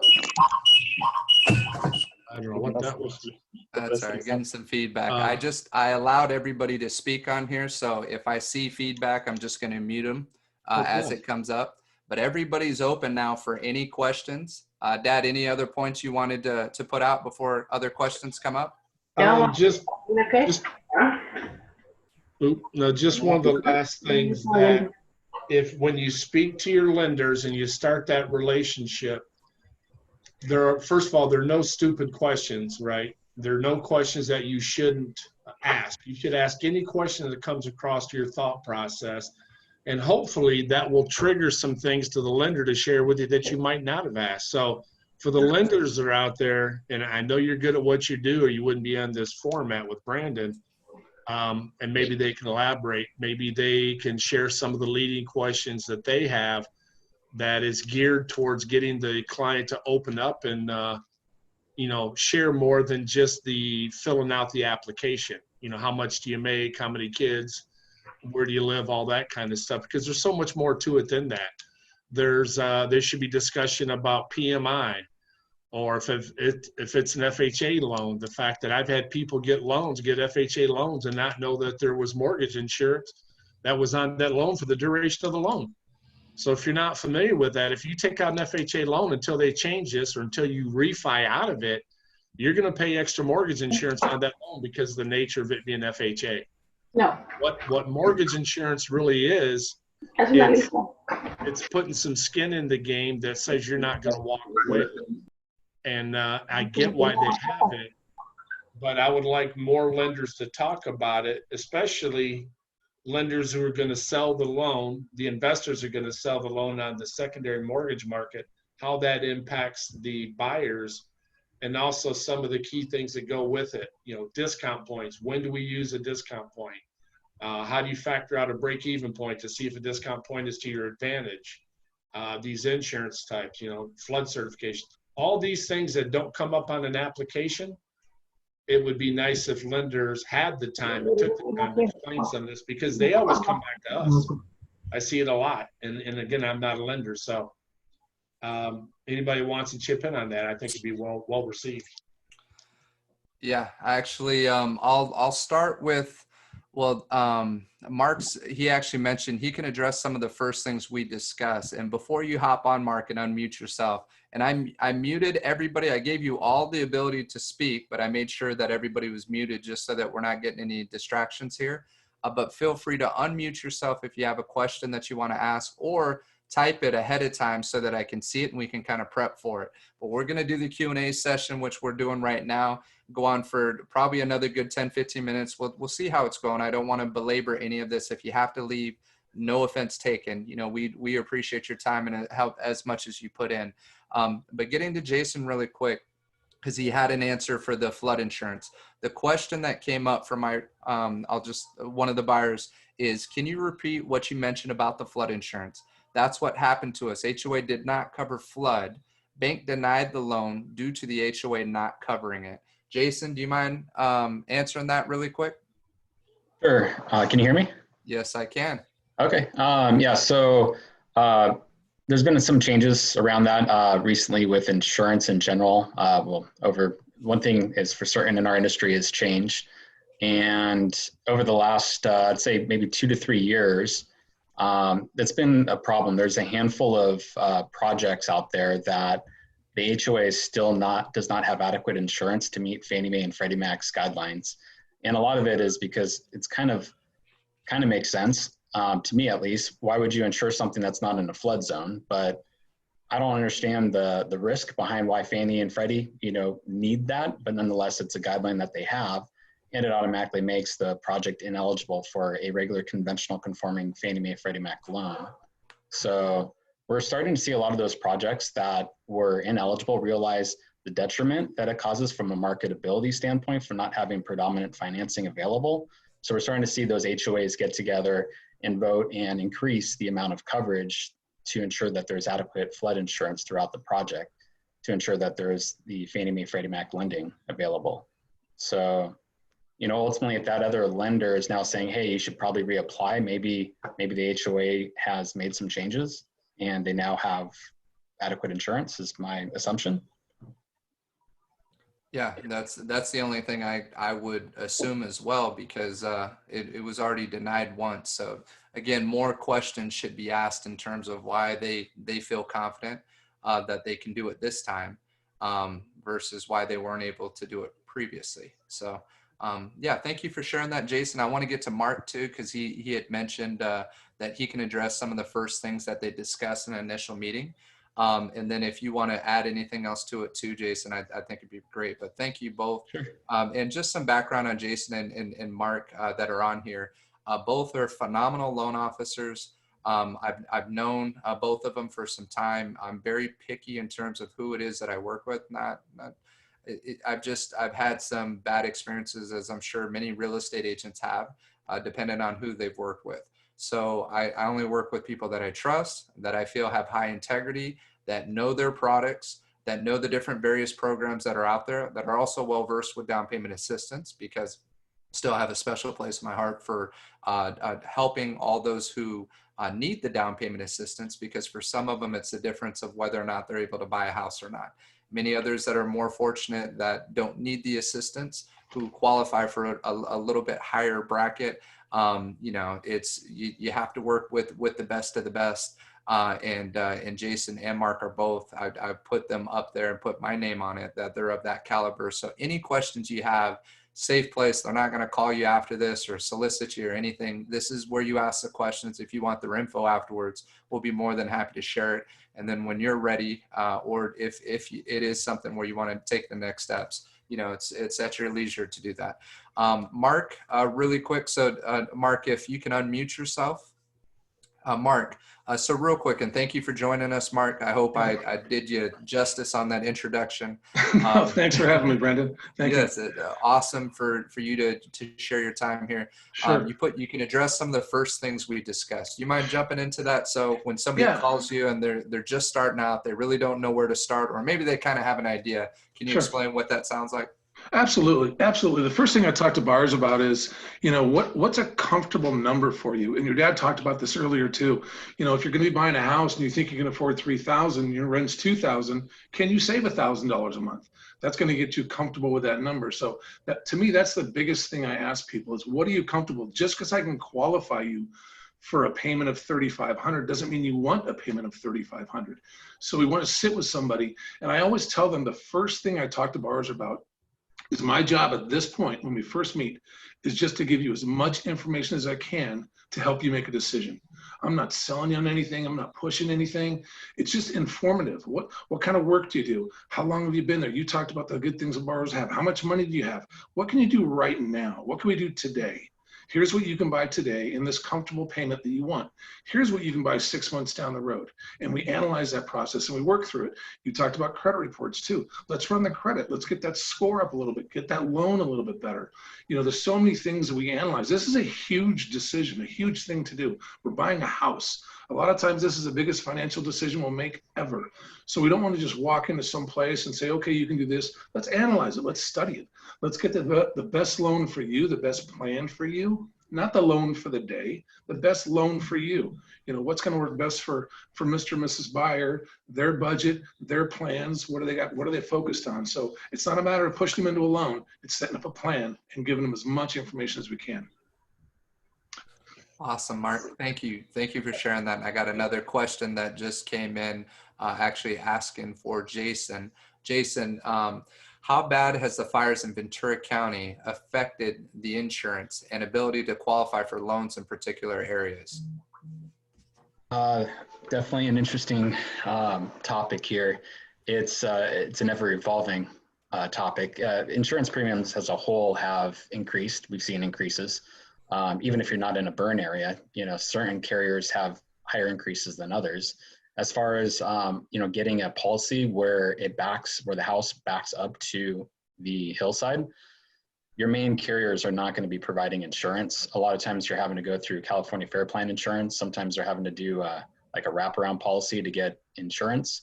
The California Fair Plan just So, it's basically like a state mandated insurance policy. It's not normally acceptable from, a regular home buyer because it's not really giving, you pay a lot of money for pretty lousy coverage. It's kind of like the last resort kind of insurance policy you can get. And unfortunately, that's kind of what we're having to see if you're trying to buy up in the hills or a house that, backs to a hill. I don't know if that's answering the question or not, but.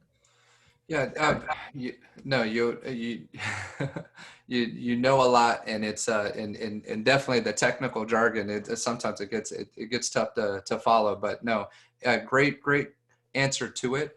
I guess more than anything, what would be the right proper step, right? So I'm looking at a property out in Ventura. There's a potential with the history of the fires and everything there. There may be an issue that comes up. How do we be proactive? How do we plan ahead and make sure that we do our proper due diligence up front? What would you suggest in that? Certainly suggest getting one of the things that I'm doing is as we're helping try to figure out and qualify the buyers and as well as prepare them for what the payments are going to be. There's a lot of variables. Property taxes in general are, 1.25% is what we use, but there are areas that, Jim said that have Mello-Roos that will be higher. So we always have to do our due diligence when we're quoting payments and talking to the clients up front. So if there's an area that has Mello-Roos, we're going to do the extra homework, figure out what that Mello-Roos tax is and have that discussion with the client. Same thing with, some of the higher price points where there are, where you back to a hill. The best thing that you can do is reach out to an insurance agent, give them the address. Even if it's not a property that, they own, they could still get a quote, prior to get a ballpark idea of what they're going to be up against. No, that was great. Thank you for sharing that. And any other things that you would say, just, and Mark, you did an awesome job of summing up what that very first phone call sounds like. So I don't know if there's even any more to add. Anything else you would add in terms of, because that's usually the biggest hesitation is, okay, I'm going to try to figure out as much. I'm just in we actually call it the information gathering stage, or even before that, it's called the percolation stage, right? I'm thinking about buying a place. I went by this open house, which we're not doing that right now, right? But I saw something on Zillow, saw a property that interests me. I think I can qualify for it, but I'm really not ready to do anything. What does that first call look like? What's the importance of that first call, and what steps do you take from there? Mark did an excellent job of explaining it. One of the things I like to do is just kind of clear the air, really start, ask a lot of questions, allow them to open up if they're willing to. Sometimes, I have to peel back the layers, but the biggest thing is just clearing up a lot of the misconceptions about buying, about, not having 20% down or buying foreclosures. Those are all like common, topics that I like to, dive into and, certainly help provide information just to clear up and kind of figure out from that approach, especially where they're coming from, will help me better prepare where to take them and lead them through the journey of, buying a house. Yeah, that was great. Mark, anything else you want to add? And I'm seeing another question come in. So we got this one here. Can you or any lenders here recommend any third-party companies whom could help improve score, especially after doing everything you can on your own? At this point, willing to pay a bit upfront for the inconvenience of doing it on my own and benefit of getting my score back up quicker than the norm. So great question. Either of you, let's Mark. Sure, I will. Starting with that. Sure, that's okay, Jason. Yeah. I guess the biggest thing I would do is, we talked about the different companies you can get the free credit reports, but in all honesty, there's some inaccuracy and the scores aren't as relevant as they are for a home purchase. There's a thing called a mortgage credit report. So talk to a mortgage broker. In all honesty, what I would normally do is, first time home buyer, let's run your credit. If you're not sure about it, let's run it, because that's the deciding factor where your credit scores are going to be. I don't repair credit. We're not allowed to do that, but I can give you some suggestions, and I can refer you to a company that they'll charge you money and they'll make the adjustments. But Brandon talked about it earlier. We can run a scenario that would say, okay, if you pay this down to this, or you try to eliminate this 30-day late because it wasn't your fault, or certain things you can do. And it doesn't necessarily mean pay off all your debt. Sometimes just paying half of the balance on a credit card works even better than paying the whole credit card off. It's hard to believe, but sometimes it does. So we can analyze it in detail for you to give you an idea specific. I can give you an exact dollar amount. If you spend this much money on these credit cards, this is where your score should be within a few points. So we know and I can also punch in, hey, if I need a 680 score, what do I have to do to get a 680 score? So the important thing is to get, if the goal is to buy a house, you want to run a mortgage credit report, because there's a different scoring matrix that they use to come up with the points. If you run an auto credit report, it's going to be a different score than a mortgage, because they look at different factors. So it's really important to have the right person doing it for you. Great points. And Mark, what's the cost to do that, to get started with you to do that analysis? With me, absolutely none whatsoever. The only cost would come is when I refer you to a credit agency that fixes it. And it depends on how much needs to be fixed. Sometimes it's certain line items, which items need to be fixed, how many, which scores, how many scores. So it depends on the person. I've seen them done anywhere from $200 to $500. Some could be $2,000 to $3,000, depending on how the situation. But for my services to run the credit, give them a score, give them the report, give them some suggestions, I don't charge for that at all. Awesome. And any, I guess, anything to be leery of before just hiring somebody? Because I've heard some pretty bad stories. Just go to somebody that either myself or another lender would refer to you, somebody you trust. Okay. Yeah, online stuff, you never know what you're getting. Right. The payment schedules they put you on sometimes, don't do the payment schedules. A lot of times they don't make your payments to the credit card companies they say they're going to, and it doesn't work. Your credit gets worse. Right. So we could refer you to a credit reporting agency or to a credit repair company that's reputable. Absolutely. Okay. Beautiful. That answered it great. Jason, anything else you wanted to add to that one? No, pretty much same thing as Mark said. It's a numbers game. A lot of times, they're not miracle workers. They're basically just challenging the Fair Credit Reporting Act, as far as sending in and disputing items. I think right now is an excellent time to do it, because a lot of banks and creditors are super busy because of the COVID-19 situation, where they may miss the 30-day deadline to respond. So it's an excellent time to try to work on improving credit. Excellent time just to, get your ducks in a row to, become a homeowner as well. So definitely have the conversation, sooner than later to get a plan together.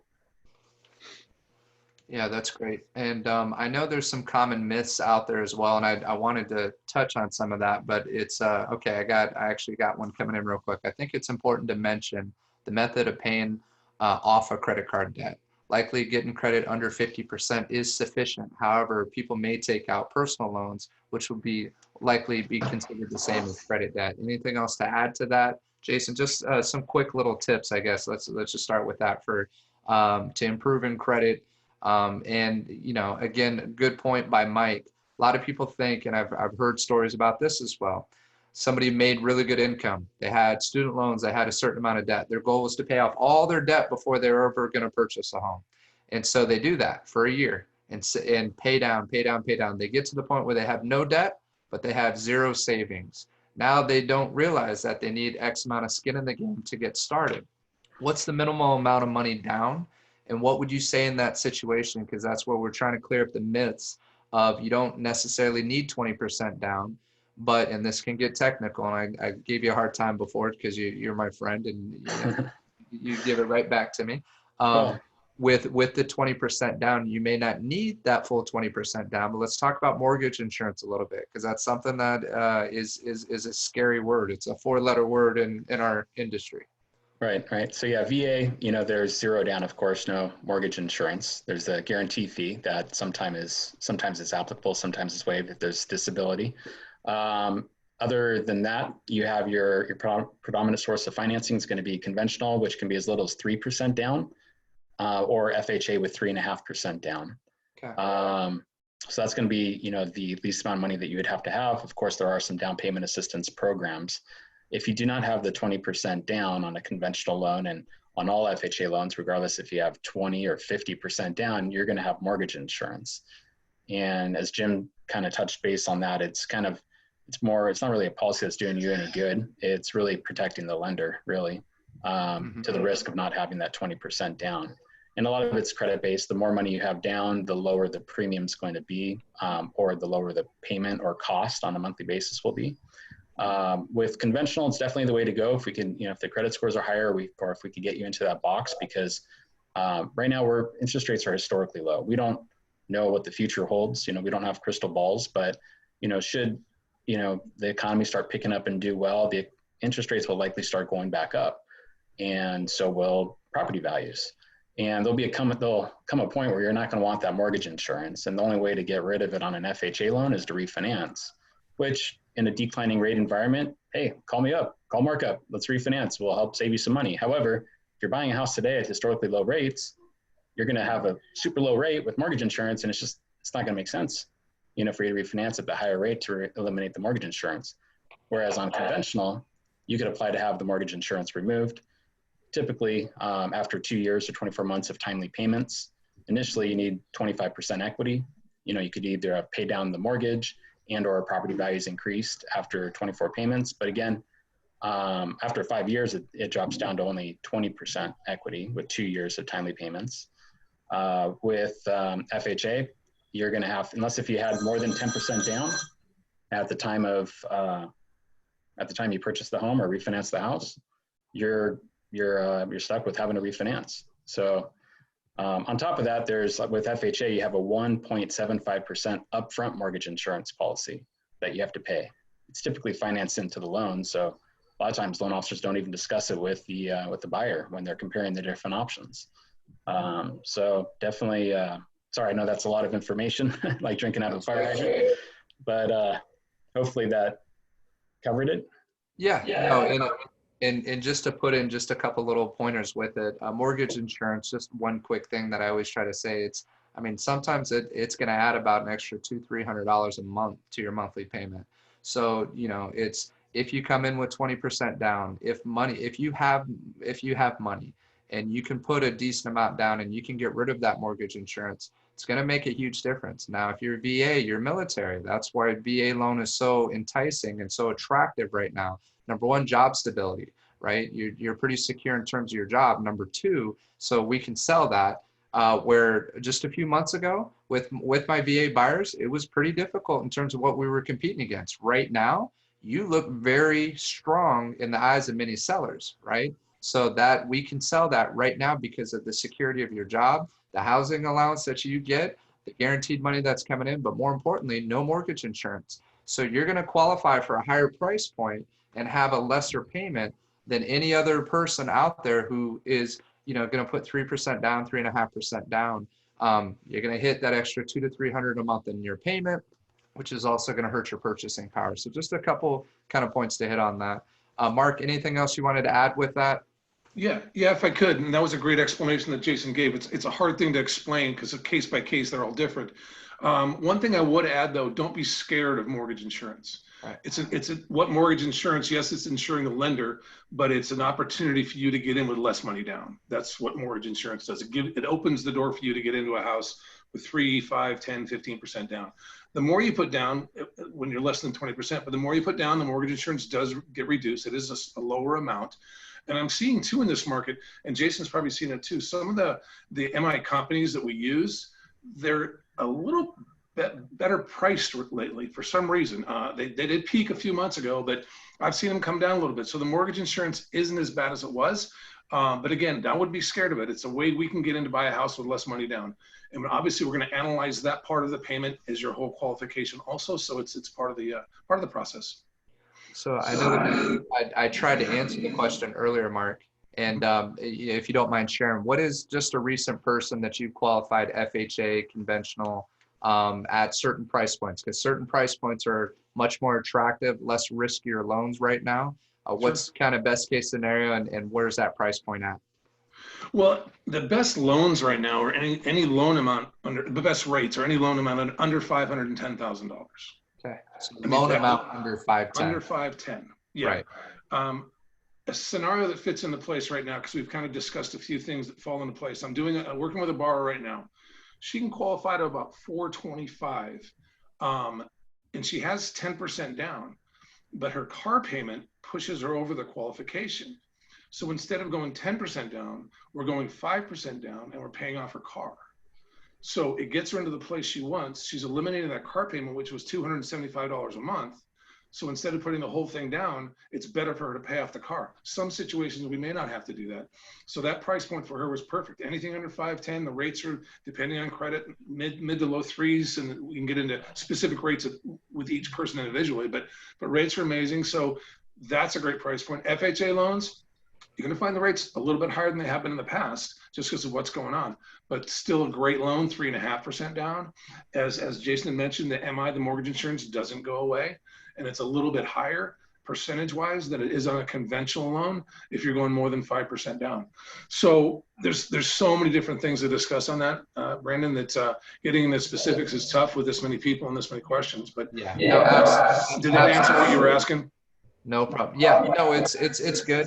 Just to, I guess more so just in terms of when we say all-time historically low interest rates, what can you share with your experience, and why should somebody, if they were ready to go now, why should they do something now as opposed to wait and see if the rates get a little bit better? And that's really what the question was coming to. Where do you see the rates going?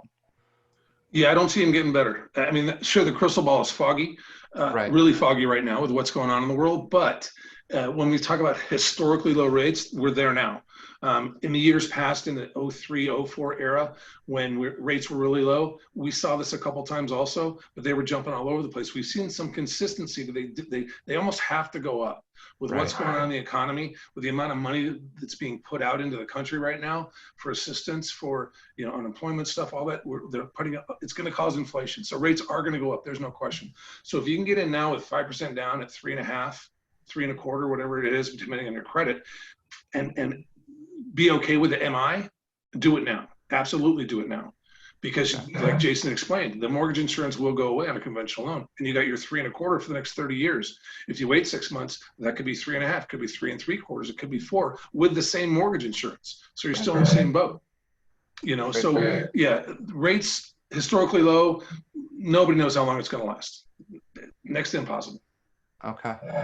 So I got 2 questions just came in really quick. So one was, what are the ramifications against a lender if they provide an estimated closing cost by the closing time their preliminary report shows more than a 10% difference? And Jason, I see you're unmuted on this one.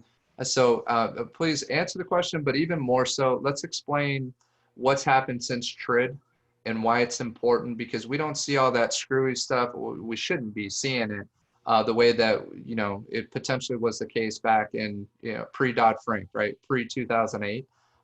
What happened? What's required right now? I don't know in terms of we're going to be able to answer what the actual ramifications are going to be, but how's that set into place, and how can we assure our future homeowners that when they go through this process, what they're being quoted up front should stay pretty close to what it ends up being? Well, if it's an active loan application, then there should be a loan estimate. Now, if at the time that the initial disclosures were sent out, if the loan was not locked, that initial loan estimate is subject to change. But if it was a locked loan estimate, you definitely want to make sure that it's a loan estimate, not just some sort of estimate email.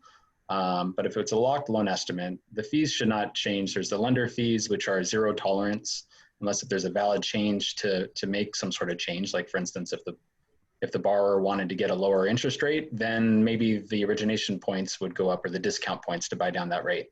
That would be an allowable change. But, if they, originally quoted, let's just say hypothetically, they said it's a $2,000, for the origination fee, and then last minute it was $4,000, that would actually be a violation.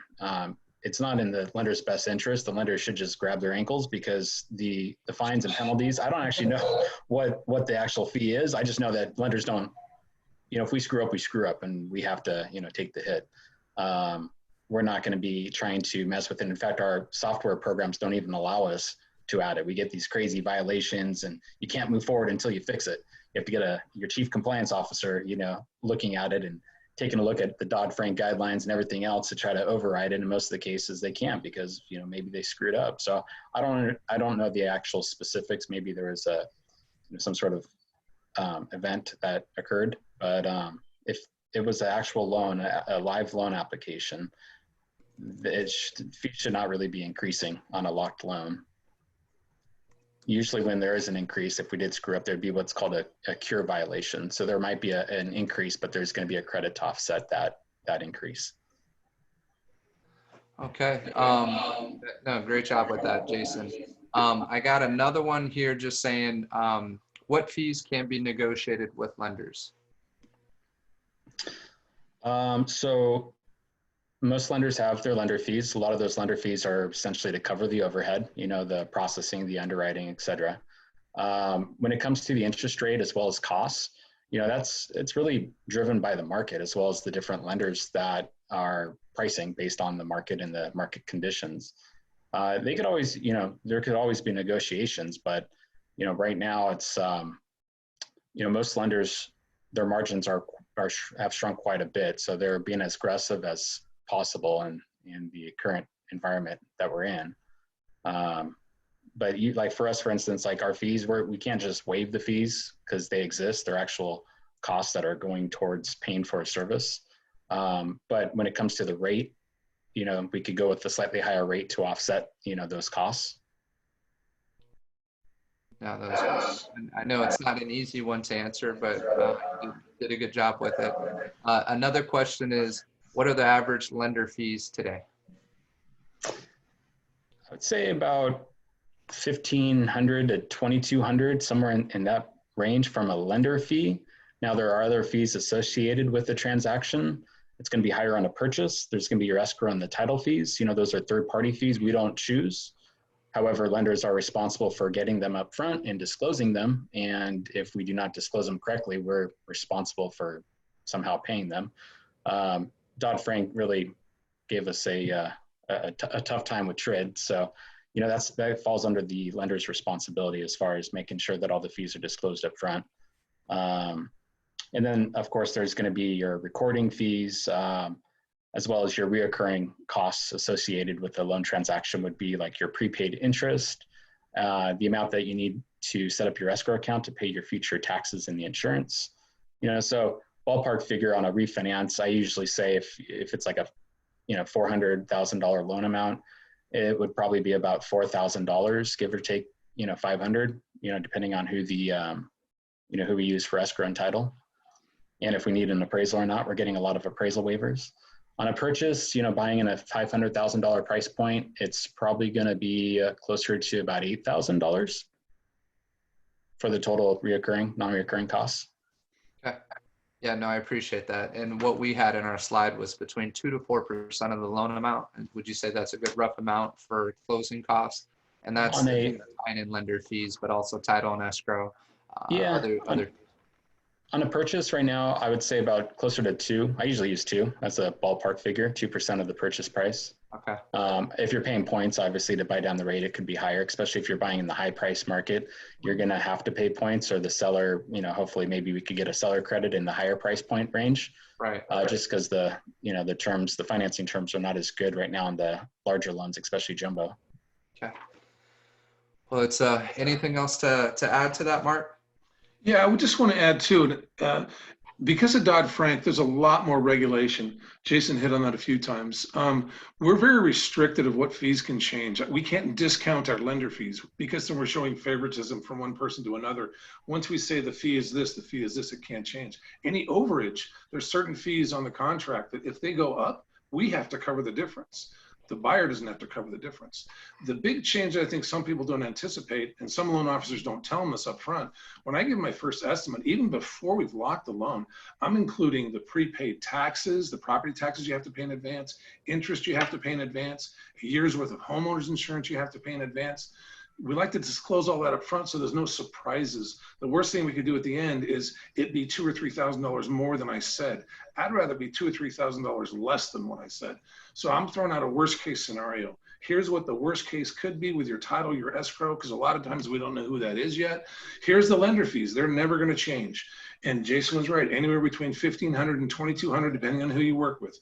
And those, once you're quoted, those cannot change. They have to stay the same. Escrow and title, that depends on the companies. The variables are the interest, the taxes, and the insurance. But I like to disclose those up front. I'm sure Jason does too, because I don't like surprises at the end. So yeah, that's the biggest change I think is the prepaid stuff, the interest and taxes. And I do want to wrap it up with just some final questions, just because I know this Q&A went a little bit longer than expected, but we still got a great group that's on here. So thank you all who have hung in. And I hope this has been helpful, especially having two of our best in the industry here on the lending, on the financing side, being able to answer these very difficult questions that on the real estate side, we have a basic understanding, but we don't understand it the way they do. We focus on the market, negotiations, communications, kind of help prepping as well. Doing a lot more on the transactional side in terms of contracts and communicating with the other party and speaking on your behalf. On the lending side, this is their area of expertise. So it's awesome that you get to ask these questions, hear directly from the source, both given very honest, straightforward answers. So thank you both for just being open and willing to, to answer these. I got one question here, and before I get to that final question, my dad has a slide on here about what to do or not do when you're in escrow, right? One of the things, what are some coaching points and tips for the buyers that are still on here when they're in escrow and they're excited about their house, they qualify for the loan, they got their debt to income, everything where it needs to be, right? But now we're getting close to the end. What are lenders looking at? What do we need to be careful when it comes to, okay, well, I want to get some furniture. I want to get to a few things. I get this discount. The picture says, there's a Kohl's card. You can save 20% on a $50 purchase, right? And they're trying to push that extra credit card. What's your tips or your words of wisdom from past experience that you could share just quickly, Mark, and then we'll go to Jason. Sure. The biggest things, do not apply for new credit. Don't get that great card that Cole says they're going to give you a discount. Do not apply for new credit. Don't deposit large amounts of money that we can't document. That's a big one too. Oh, I got $10,000 from somebody, I'll just put it in the bank. No, call your lender first. They'll walk you through the process.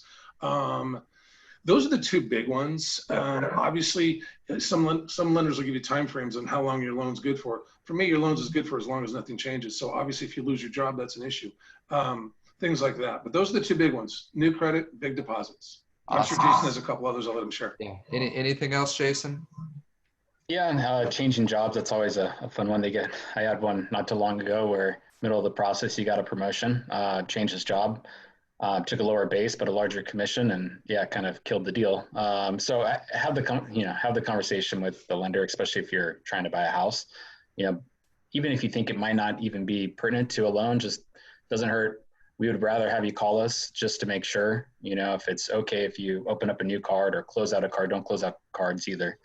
Once we pull the credit, we have a good idea. And there's some situations where you might have a shallow credit history, or maybe you don't even have credit cards at all, and you could be missing a huge part of your credit score by not having credit. So in some instances, we might ask you to open up cards or do different things to, get you in, to fit you into the box that you need to be in to ultimately get you the best deal we can provide. Yeah. And the best advice I try to give our borrowers up front, our buyers up front when we're in escrow is anything, excuse me, I'm gonna choke on it real quick. Anything that you decide to do financially, always check with your loan officer before making that decision. Mark hit on a big deposit. You may think, oh, I had 10,000 in the safe, let's just deposit it. That can put you back about three months. And what that means is there's sourcing of the money. They need to see where that money came from. So that's a big one. Credit, anytime with a credit limit, same type of thing. Make sure that you're going to check with them. Hey, is it okay to put this or to open this card or to, I want to get some furniture. I want to do some of these things. You always want to check with them. So that's typically how I try to coach our buyers. The final question on here is I'm a single parent, make about 27 bucks an hour, have good credit, but I need something under 200,000. Lender I spoke with said the 9,000 I have to put down is not enough. What would your suggestions be? And, I know we need more information to really give a full analysis. Any recommendations you would have for a single mother who is trying to purchase her first property? Jason? So 27 an hour, so that's probably about $4,700 a month. I'm assuming full-time pay. Depending on, the credit and debt, there's just so many different scenarios that kind of come into play. But right. Hypothetically let's just say, based on that income, that means that you can afford about $2,100 a month of, expenses. Now I say afford, that's the wrong term. Qualify. There's two payments. There's always two payments. And we've kind of touched on this. The most important payment is your budget payment, how much you can comfortably afford for your housing payment. And then there's the qualifying payment. That's, where the lender comes into play. But that's what I'll speak to at this point. On the based on that income, it's $2,100, a month. That would be the qualifying payment. But if there was, let's say, $100, credit card, we have to deduct that from that 21, that, the qualifying payments. That'd be $2,000 a month. And a condo, I think you said around 200,000, or is that the price point that she was looking for? Yeah, staying under 200K. So yeah, 200,000 with 9,000 down. So, assuming credit is, decent. Not sure what the HOAs would be, but we'll just use 350. I'm coming up with about a $1,600 payment. Okay. So, that's a 3% down now. 3% down of 200,000 is 6,000. There's the closing costs. So the total cash to close would be about 15. Okay. Now, if the seller could help, maybe cover some of the costs, then that could help bridge the gap. Or right. There could be some down payment assistance programs based on that income. Right. That's in the lower, the moderate income category. So there could be some good programs out there.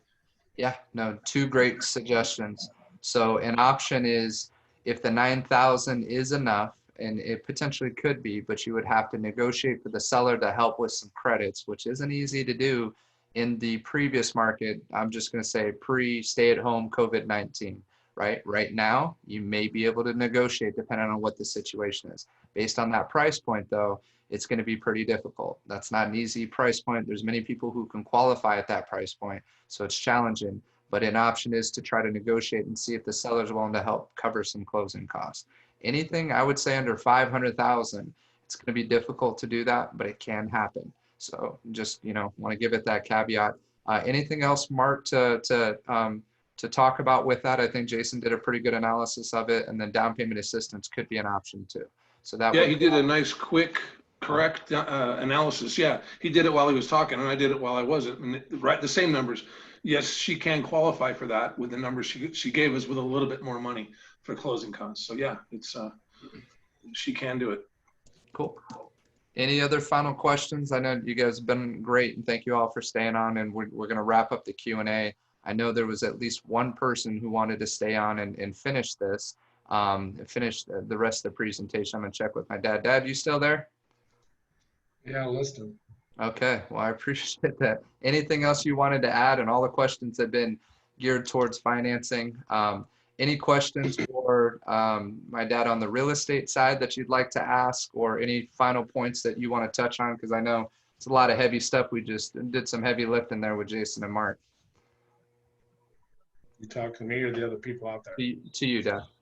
Oh, no, I appreciate their energy, and I think they're very consistent in the responses, which shows the fact that, they know what they're talking about, and that's basically what we need to hear going forward is reality checks. I think Mark's right on point that the rates are destined to go up at some point. The question is going to be how far and how fast, so in the meantime, if someone's in the market, they want to go forward, it's an amazing opportunity, limited inventory, but you can work around that to some degree. The key is to start the process. And for the folks who want to wait, there's a lot of value in that. Real quick before we take it, based on what our next step is, we just closed a couple less than 2 weeks ago who bought in Thousand Oaks. They attended this home buyer workshop about 4.5 years ago. And we met them at an open house, and they had some things to work on, and we established a little bit of rapport in the beginning and a lot of patience, and tried to guide them to the right people, and they made things on their schedule, which is fine. They survived some up and down stuff, and they bought a nice property just closed that satisfied all their needs, and they did it with a very logical method. They proceeded according to their plans, not my plans or anybody else's. It worked out great. So the part we have to go from here, this is the meat and potatoes of what I talk about, and what I think buyers have to contend with in terms of understanding how to approach a FSBO, to writing an offer on a standard sale, to knowing what inspections to take, how to protect themselves in a contract. All the meat and potatoes is coming up. So if anybody wants to stay, I think you said you had one person. one or two or whatever it is? Yeah, that had emailed earlier. So if you guys can put real quick in the message whether you plan to stay to finish this final hour, we'll do one final hour, wrap it up today. It's still going to be tomorrow from 5 to 6. Right. With a shorter Q&A tomorrow. Went into more detail, and appreciate you all who stayed on this long. I hope this has been helpful for everybody. But just kind of, do you want to give a quick overview of what we're going to be talking about for the second section? We're going to talk about some actual examples of the closing costs. We're going to talk about things with the VA as far as waiving funding fees. We're going to talk about what's typically a seller's cost versus a buyer's cost. We're going to talk about how to identify an agent that you may want to hire, how to identify a lender you may want to hire. We'll talk about just some of the basic questions that you can ask, that you should be asking, do your own research in terms of establishing these relationships. An example, when you talk to an agent and you're getting to know their company, if you're unfamiliar with them, do they charge any administrative fees, that kind of thing. We'll talk about negotiating an actual deal once we find a property to submit an offer on. We will talk about different things they can request in terms of when you negotiate the offer, things you can ask in the contract, i.e. if they want to leave the washing dryer, the refrigerator, or if you want them to cover some of your closing costs or so forth. We'll talk about that. We'll really talk about the contingencies out of the contract, and that's kind of the meat and potatoes of the protective devices. See, the one thing with the real estate contract that a lot of folks who are outside the industry don't understand is your real estate contract now is about 12 pages long and then some. And now that 12 pages for that contract and you write an offer, you probably have a couple of paragraphs that protect the seller. Most of that is geared towards protecting the buyer and giving the seller the buyer's intentions going forward. Now, in essence, it's still protecting the seller because the way that you do protect the buyer, so everyone's protected going forward. But again, the heart and the core of the contract is a legal representation of both people involved, and it's geared towards giving buyers a way out of the contract and the obligations as per the guidelines, mainly the time frames and the inspection periods. So ultimately, buyers investigate and sellers disclose. That is it really with a contract. Buyers, it's their job to send out inspectors, look at things, and then write up reports, and then we negotiate from there, or they walk away. Seller's job is to tell you everything they know about the property. So between the inspections and the investigations, you have a really good understanding of the property before you go forward. We'll talk about that. So there's a bunch. We'll talk about time frames. We'll talk about all the protective devices, from the appraisals, the inspections, disclosures, reports, contracts, warranties, lenders, realtors, bottom line, your judgment. So there's a lot of stuff going on that's going to protect you as a buyer. So I don't want to say it's impossible, but it's really, really, really hard to you to get in trouble as a buyer as long as you follow the contract. You follow the contract. If your agent's in tune with you and the contract, I don't want to say it's impossible because I won't go there, but it's really difficult for you to get into a bad position if you know what you're doing and you have the right people support, you got the right loan officer giving you the information you need, you got the right agent representing you, getting to the properties that it's going to take care of your family, and you methodically go forward, and follow these processes. So I understand the fear and the apprehension about buying a home, major commitment, but there's a lot of things that we can go through that'll help ease some of that anxiety.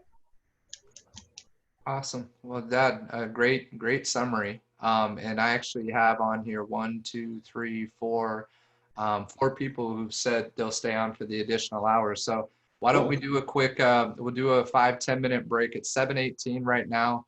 What do you think's enough time? Because we're going to go hard for that last I think hour. 10 minutes. If we could reset this and try to get my camera to work, that'd be great. If not, that's fine. I'll work on that with you. Everybody else will try to reconvene at 7:18 right now. We'll try to be back on by about 7:28. So a good 10 minutes. maybe 7:30. Let's just say 7:30. And you know, actually, while the camera's been off, I've been able to scratch myself with impunity, so no one's seen anything I've done. I've been Danielle prepped me some food on the side here. I've been wanting to switch my video off and just get a bite or something. So I've scratched every itch I've had. No one's no for the better of it. I had no clue. we're still live and being recorded right now. Yeah. Oh, that's right. Hey, pay no attention to that guy behind the curtain. But no, I hope this, that it's, I really appreciate all the engagement. I know the questions were coming in right out the gate. That's what I wanted. It's good stuff. Yeah, it's, this has been very, we got a high level of experience as well as a high level of just. It's good stuff. It's a great first time out of the gate. This will just get better. I hope people share this and we'll look for some feedback, what we could do different, better next time. You know, this whole thing is a learning process. So, you know, you and I know both don't claim to know all this stuff, but that's not the point. The point is to know it all. The point is to share what we do know and try to get great minds thinking in the same direction. Yep. Well, and again, if you needed to do that, break to the break, but I'm actually going to call out Mike because I see him on here. Mike, let me I'm going to unmute you right now. Mike, you there? Hey, I'm here. What's up? Got a little bit of the feedback there. I'm not sure which one, but so Mike, just real quick, based on your experience, thank you, number one, for your testimonial and the friends that you've invited on here. What was your experience?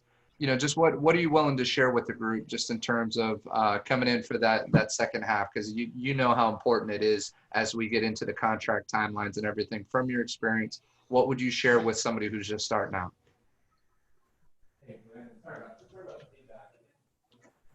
I lost you, Mike. You still there?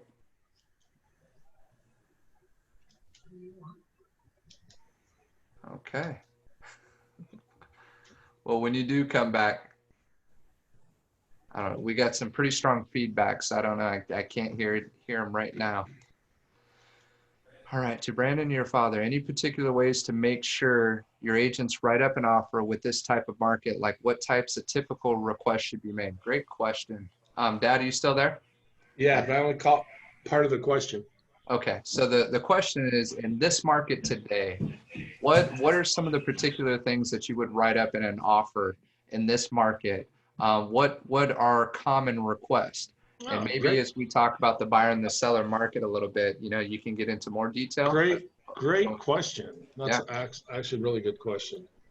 I think, well, it's definitely going to be case by case. So, and I don't want to minimize that because it's something that when you write a contract, one of the first things that we try to do before we even write it, you know, we've done our homework as much as we can. We check comps, comparable sales.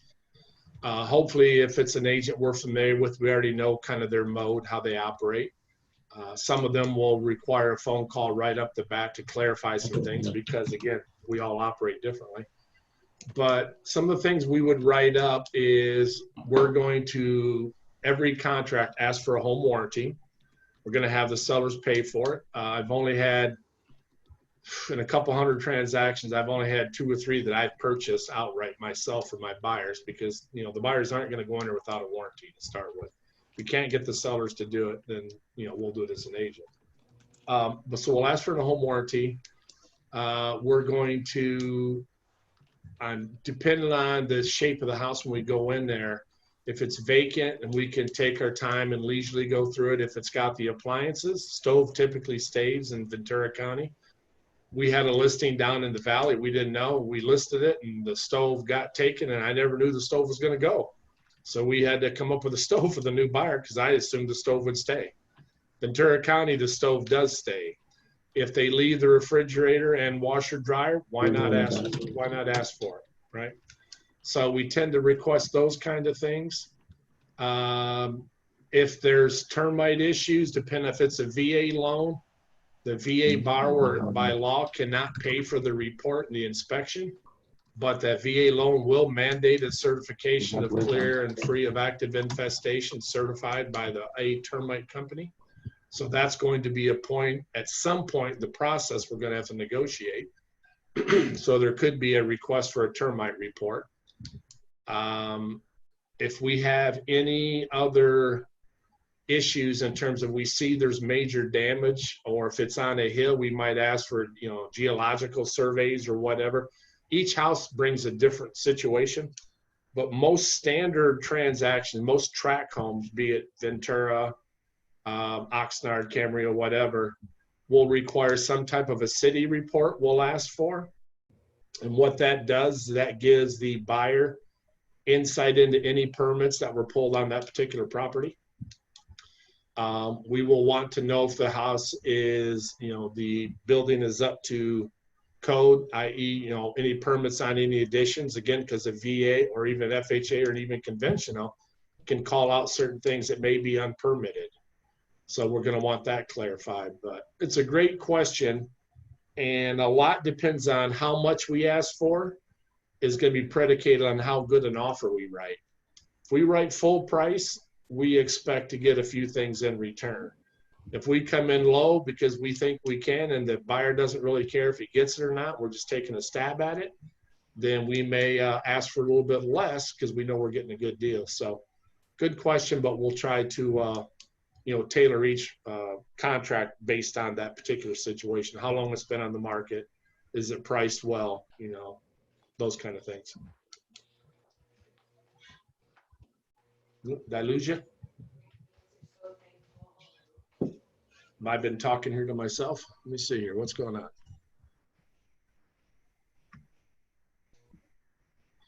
Pete and Floyd had a question once. Is there anybody out there? I'm here. Oh, there you go. Hey, somebody's answering. Is that Skip? Yeah, that's me. Hey, how you doing, brother? Doing well, sir. How are you? I'm doing well. I'd like to introduce, for those you do not know, this man is a retired Chief Petty Officer. Thank you for your service, sir. Thank you. Rightly That's so. my pleasure. My pleasure. I think we may have lost Brandon. He might have succumbed to the bladder. I don't know. Either that or he's eating, which is probably deserved. So I don't know who asked that question. I appreciate the question. Skip, what do you got? What do you got going on? Do you have any thoughts or things you want to add or ask? No, it's been very, very informative. Thank you. Yeah, I've written down some notes that I'll check out, but thank you. Good, good. Well, the meat to what we bring for the agents is all coming up. The first Right. part about mindset, I really expanded on that because I know right now our minds are freaking going in every direction but, normal because of what's going on. So there's never been a bigger time of questions and uncertainty in every component of our society. So buying a home, I just want to reassure the folks that are still there, these are rational concerns, meaning we have every right to voice this opinion of, we don't know what the heck to do, right? It's Right. not an irrational anxiety that you don't want to buy during this pandemic. It's very rational. Very. The thing that I would just want to equal or come back is that ultimately, I think most of us want to be homeowners. And whether we buy now or later, I mean, there could be advantage to either side that we talked about. But whenever you do buy, you want to do it with a plan. You want to do it with the right people that you associate yourself with. And you try to do it as logically as you can and remove the emotions to whatever degree is possible. If you can do that, then you have a much better chance of navigating, this whole process without losing your mind. It's just something I've watched. I've watched this for years. I've watched different buyers and sellers, because we don't know what's going on in their home life. They could have other stressors going on, and we just see it manifested through the negotiation process. They could have a loved one who's sick, or the wife could be basically about to lose her job, or they've got, kids that are having issues, and we meet them at a negotiation table. We base everything off of the exchange, and sometimes it's not fair. So what we try to do, excuse me, is for our side, our perspective, try to, proceed with as much of a plan as we can put out there. And I think the best way to, like we touched on earlier, starting with is, your intuition goes a long way. But really, really hone in on the folks you want to work with, right? Trust your agents. When you're working with a realtor, if you, for whatever reason, you don't got the vibe that you feel you need to find another agent. excuse me. Same thing with the lenders. You know, ringing bells involved because, like Mark talked about, very well could be the biggest financial commitment you'll ever make in your life, ever. And if you want to get a butterfly, here's an analogy most of us can understand. You go out to buy a car, you're on the car lot, you get swarmed by a bunch of eager, aggressive salesmen, and you get that little butterfly because you really don't want to deal with it, and you know you need the car, but you don't want to go through all that, you know, but that's just part of the process, right? Well, imagine buying a home. Instead of 30,000, it's 300,000 or 400,000 or 500,000. You know, think of those butterflies. So not to minimize the car purchase, but, you know, a home purchase is a whole different level of stress. So if you got a good plan, the right people, you know, stress isn't that big a deal. We all get through it together. But if you got a kink in there somewhere, you know, that kink can turn into a major ripple real big and real quick. So I'm trying to stall. I don't know where Brandon, if he came back yet or not. Yeah, I'm back, Dad. Can you hear me? There you are. Good. Yep. Do you need to run to the restroom really quick, and then I can? I'm old. I have a diaper on. I went like a half an hour ago. All right. That's good. Well, I don't People even won't feel know right. if I'm being honest or not. Does he really? What's that? I said, some people are going to wonder if I really have a diaper. You'll Right. never know because my camera went out. That's too much. It's good stuff. Okay. Did Mike leave? Mike is here. He's muted. Let me unmute him, see if he's here. Mike, you there? Hey, can you hear me? We can hear you. We're still getting some echoing. I'm not sure if, do you have it on 2 devices possibly, or? Yes, I do, and I'm going to type my response to your question. All right. Or if you, do you, can you turn the volume down maybe on one of them? Okay, how's that? That's perfect. Okay. Awesome. Yes. If you don't Yeah, mind let me go sharing. back in. So I think your question was, you know, what did we get out of the last class? And it's been a while. Yeah. But first and foremost, I think your dad's wisdom, both of you guys now, because it's just amazing seeing both of you doing this at the same time. It really brought my wife and I back into reality. And I think that was take the emotion out of what we were trying to do so that we can kind of clear the water and make the right decisions. And I think what we were experiencing, and this was back in 2007, 2008, 2009, or about 2008, 2009, was right around the time the market dropped, a reality came in that when you're looking at a home and you fall in love with it, you're probably going to have somebody come in and make a cash offer because there's just that much liquidity in people's bank accounts. So that was a really good one. That kind of brought us down, got us on the ground. And I think there was understanding the difference between bank-owned REO, short sales, traditional owner listings, lots of data points that helped us finally make the right decision. And we were able to do we did really well. We were very fortunate, I guarantee you. And I think when I saw your dad for the first time after many years, he was surprised when this big guy he probably didn't recognize came up and gave him a big hug. That's why I'm here today. I mean, we're kind of looking in the market from an investment standpoint, but everything that you guys are talking about is really exciting. So I'm very excited that some of my friends were able to dial in today. My only concern, and then I'll stop, is that you guys have a lot of very important information, and it's going to be really hard for people to absorb all of this in 2 hours or even 3. So I just hope you guys keep doing this. Yep. Can I say something to that? Mike, first of all, it's good hearing your voice, buddy. You know, you hit it on the head. When I gave you that presentation way back when, Fleet and Family had it as a 4-hour, and that was cut down. That was a 4-hour presentation. And I probably got through a good majority of it, but I know even at the 4 hours, there's a lot of things we just couldn't touch on. So we try to hit, you know, kind of the brass tacks of, you know, putting yourself in position to be successful when you do this. It's something you're 100% on point, pal. There's so many little intricacies to this process to be effective that to do it just in an hour or two really it's very difficult. So we'll keep plugging away. Brandon's got some great ideas about some mini videos. So, because we know the attention span of most of us is about time it takes to get through a commercial on TV.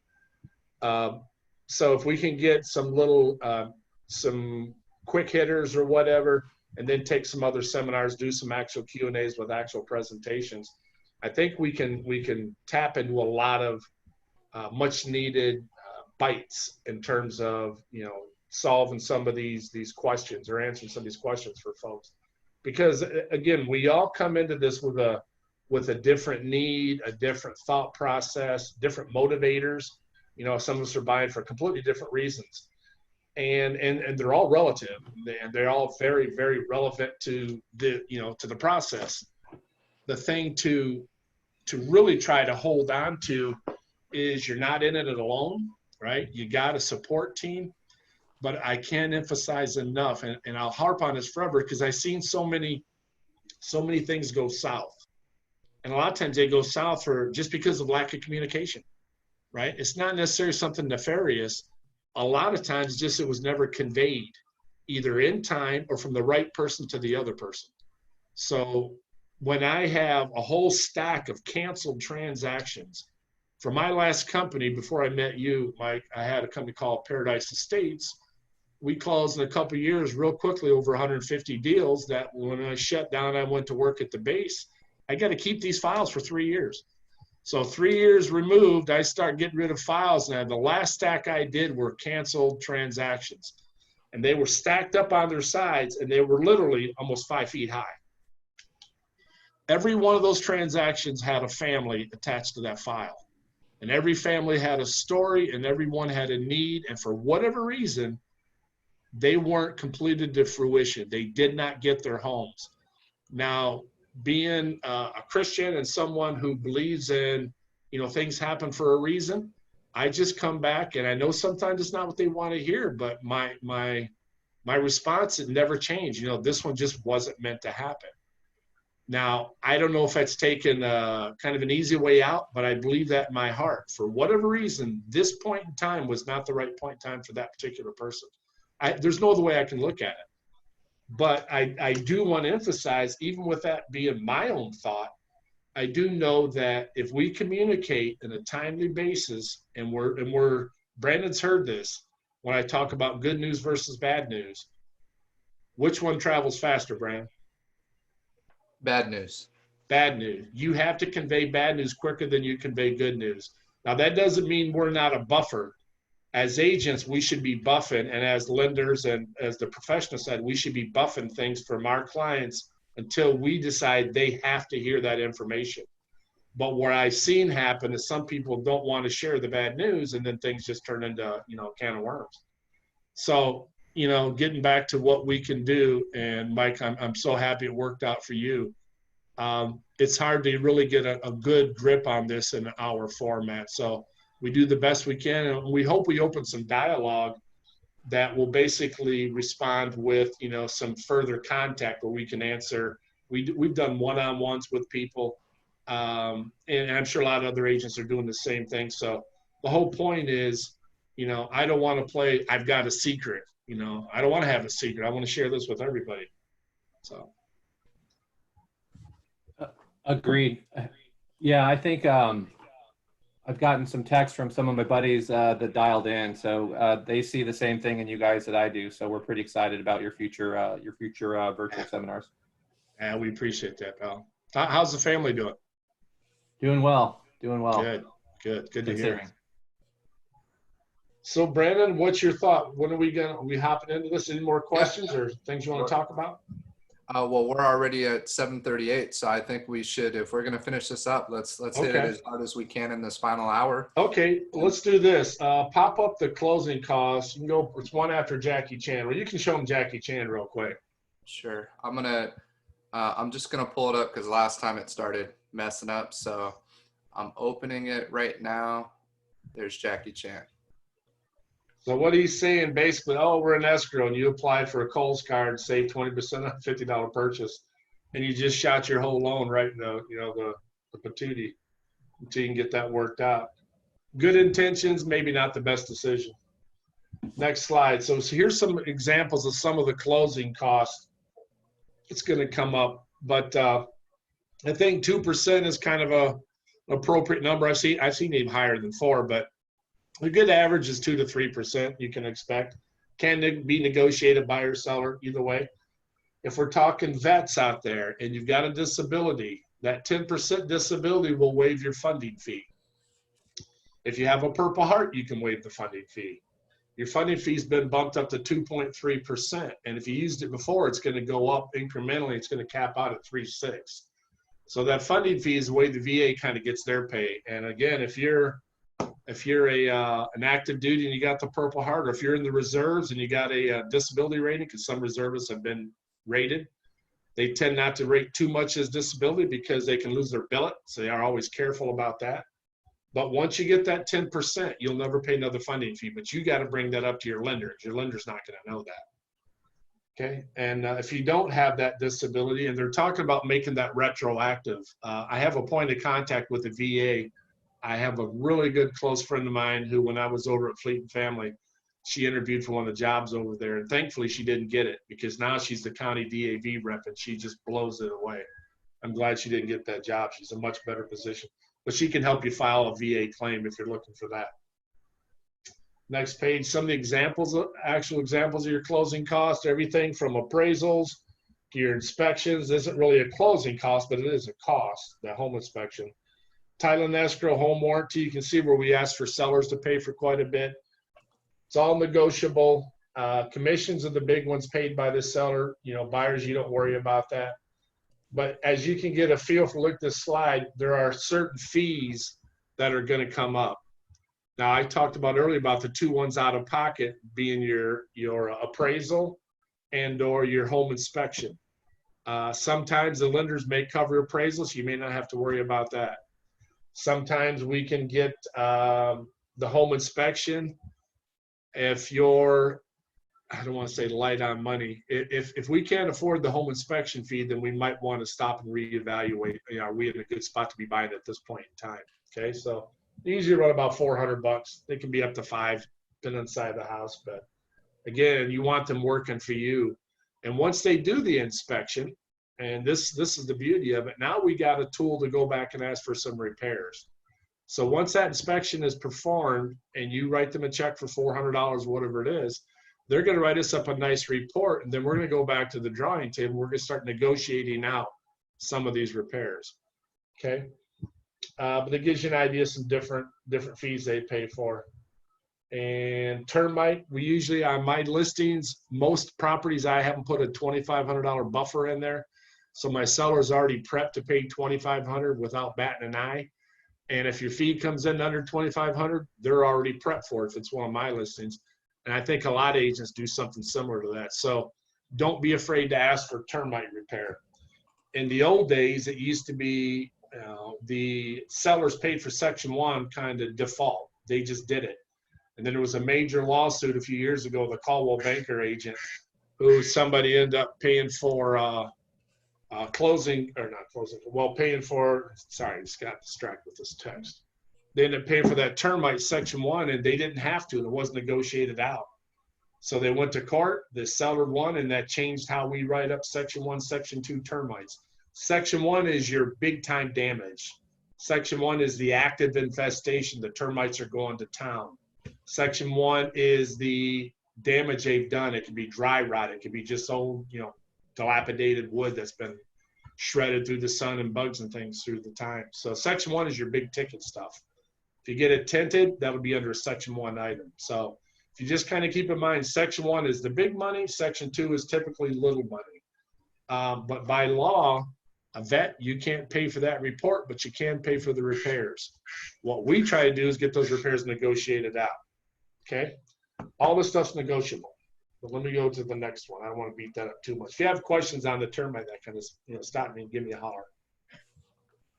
Let's see here. Next one, how to select your agent. That's a great question. If you can get a referral, usually referrals work the best because somebody you know and can appreciate, let me turn this damn thing off, I apologize. Somebody you know and appreciate their word, their opinion has just referred you a good agent. they probably have good reason to do that, meaning they had a nice experience and they want to share that with you. But one thing I would do, and I highly recommend this, down at the bottom of this page, there's a website. It's a link, www.dre.ca.gov. You can go to that site. You can pull up any agent in the state, and you can see if they've had any past suspensions. The license was jeopardized for something, or it'll say nothing pending. But it gives you a chance, one, to see if they're legitimately a licensed agent. Are they carrying an active license? And two, if they have a track record of anything that you might not want to affiliate with. So it's a good website to go to check out for credentials. Next one. Questions for your realtor. This is pretty important. A lot of offices charge administration fees. Not that I agree or disagree with them, because it doesn't really matter. Some don't. So if they charge that fee, then one question you can ask your agent, hey, I understand, that you might charge a processing fee, a TC fee for transaction coordinator. You might have an administrative fee, and I get it. Are those negotiable? Do I have to pay those? And the answer, more times than not, is, they may try to talk you into it, but you don't necessarily have to pay some of these things. The agent is getting paid by the commission from the listing agent, and the seller have agreed to a fee that's split between the two agents. So it's always been my perspective when I was at Remax or other companies or on my own, is that realtors make pretty good money, okay? They make good enough money, in my opinion. I get overhead, you got to cover some of these costs. But I also get, buyers are putting all their money on the table to get into a house. So if they don't have to pay an extra fee, then why the heck do we want them to do it? So as a buyer, don't be afraid to talk to your agent, because here's the thing, really. If you don't feel comfortable asking your agent to waive a fee, that might not be a good indicator that's an agent you want to work with, right?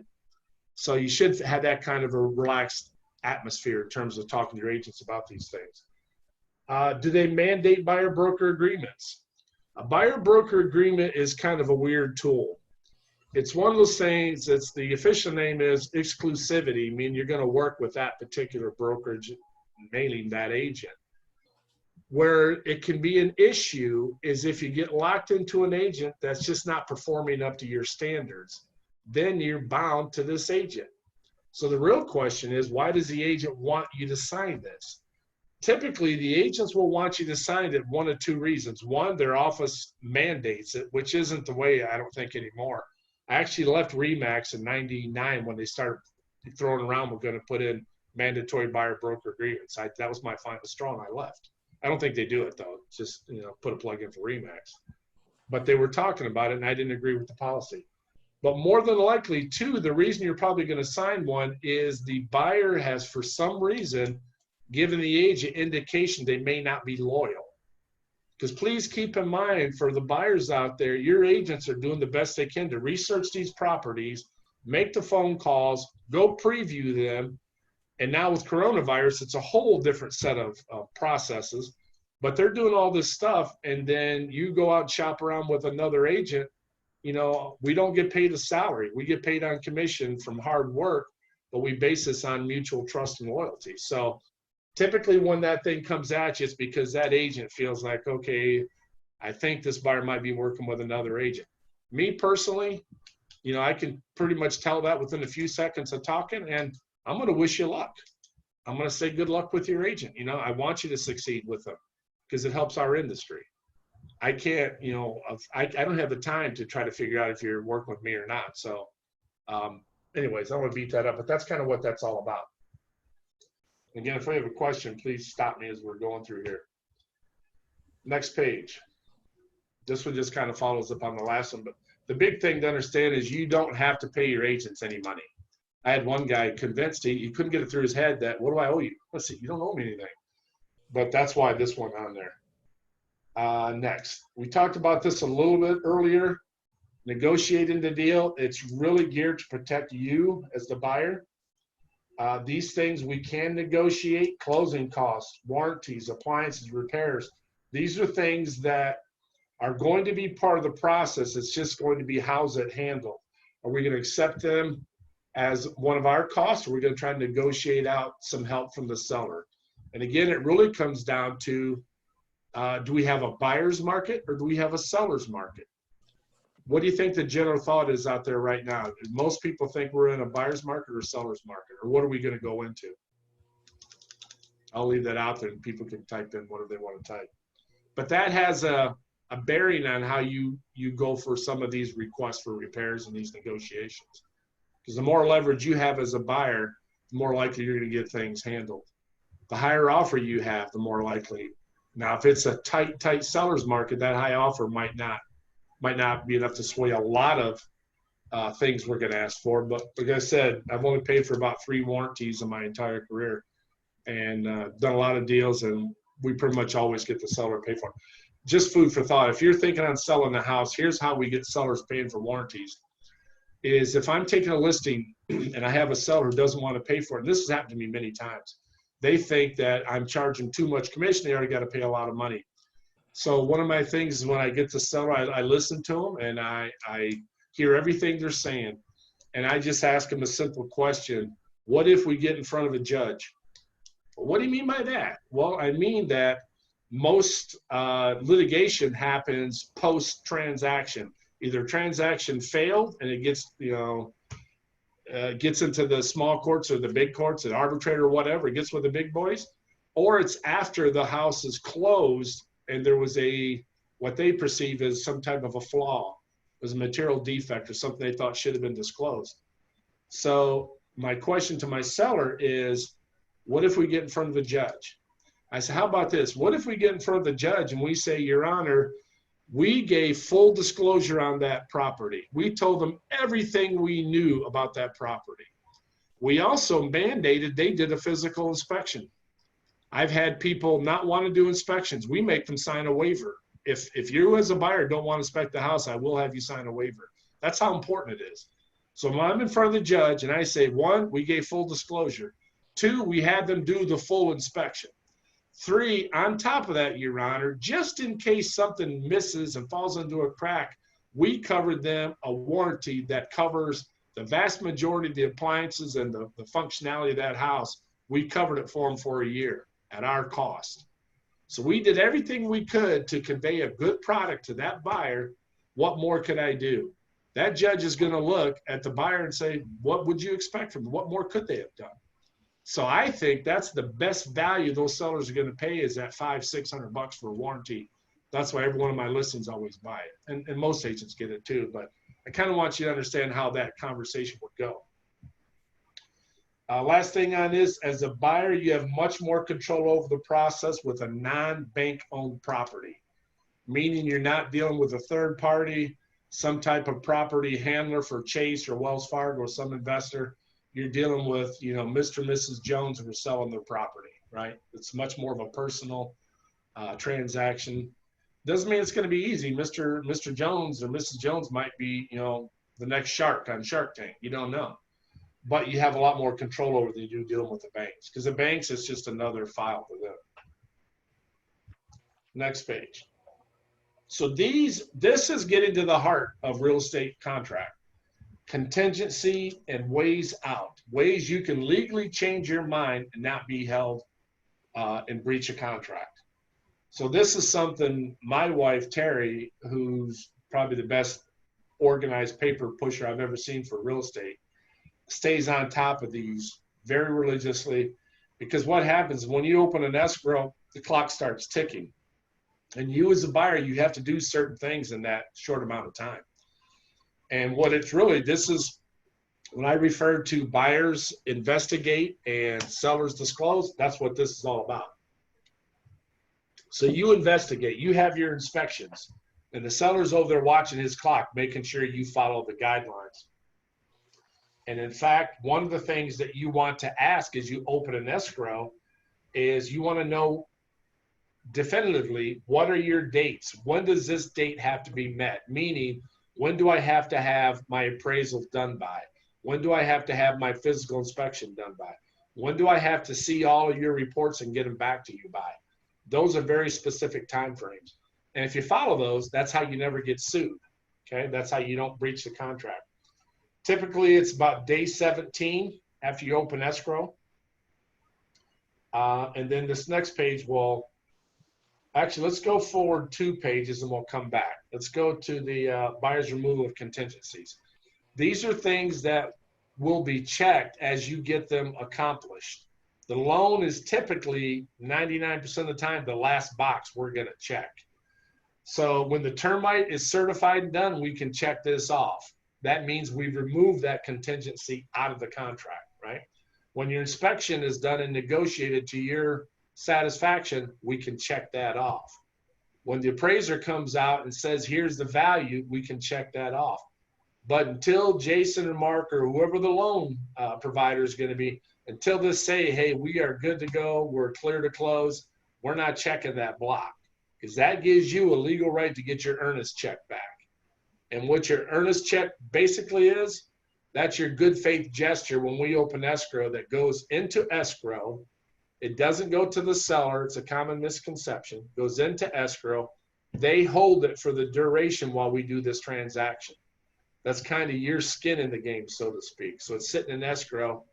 And typically it's, you know, it can be, they used to like 3%, but, you know, 3% of $600,000 house, it's hard to come up with an 18 grand check sometimes. A lot of times I've seen it as low as $500. I've seen it pretty consistently 2,000 or 3,000 or 5,000, something like that, which is money you can get back based on how we go forward. Okay, so it doesn't go to the seller. Let's go back up 1 page. So your time constraints. So this is where if we had a classroom setting, I'd be in front of the whiteboard, I'd be drawing this out for you. But if you can picture that S is seller, B is buyer. So if we open escrow, that seller has 7 days, 7 days. And this is where an inexperienced agent sometimes get in trouble when they list a property. That seller's got 7 days to provide us complete reports and disclosures, right? The buyer has 17 days to do his inspections and review the seller's reports. Now, one that comes in a lot late, well, there's 2. The prelim we normally get fairly soon, but if I'm listing Brandon's house to sell, let's say he's not an agent and I'm brand new and he's just selling his home, and I take his listing up on Main Street and I'm excited, I got it on the market, and I'm not doing any of my early on work that I should be doing, and all of a sudden we get a nice offer and I didn't order any termite, I didn't order the prelim, and before I know it, the 7 days have come and gone and I don't have complete reports. Well, once I get those complete reports, I've now opened the door for the buyer to cancel escrow. I appreciate you doing that. So Trying. if that makes sense, does that make sense so far? Yeah. Okay. So again, 7 days, they need to give us, the seller gives us reports. Let's say hypothetically, we remove all the contingencies except for loan and inspections. And we get that termite report on day 18, 19, 20, whatever. Once you get that final complete report, you have an additional 5 days where you can cancel upon review of that report in writing, and you get your earnest check back. Okay? So you don't have to have everything done in 17 days. If that inexperienced agent on the listing side didn't do his job up front and he gives you late reports, he just left your door open a little bit longer.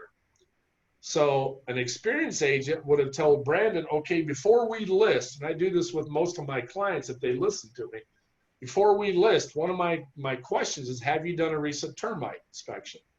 Well, no, not yet. I said, okay, well, let's do this. Let's get a termite inspection done. I'll pay for it. Let's just get it done. Excuse me. Apologize.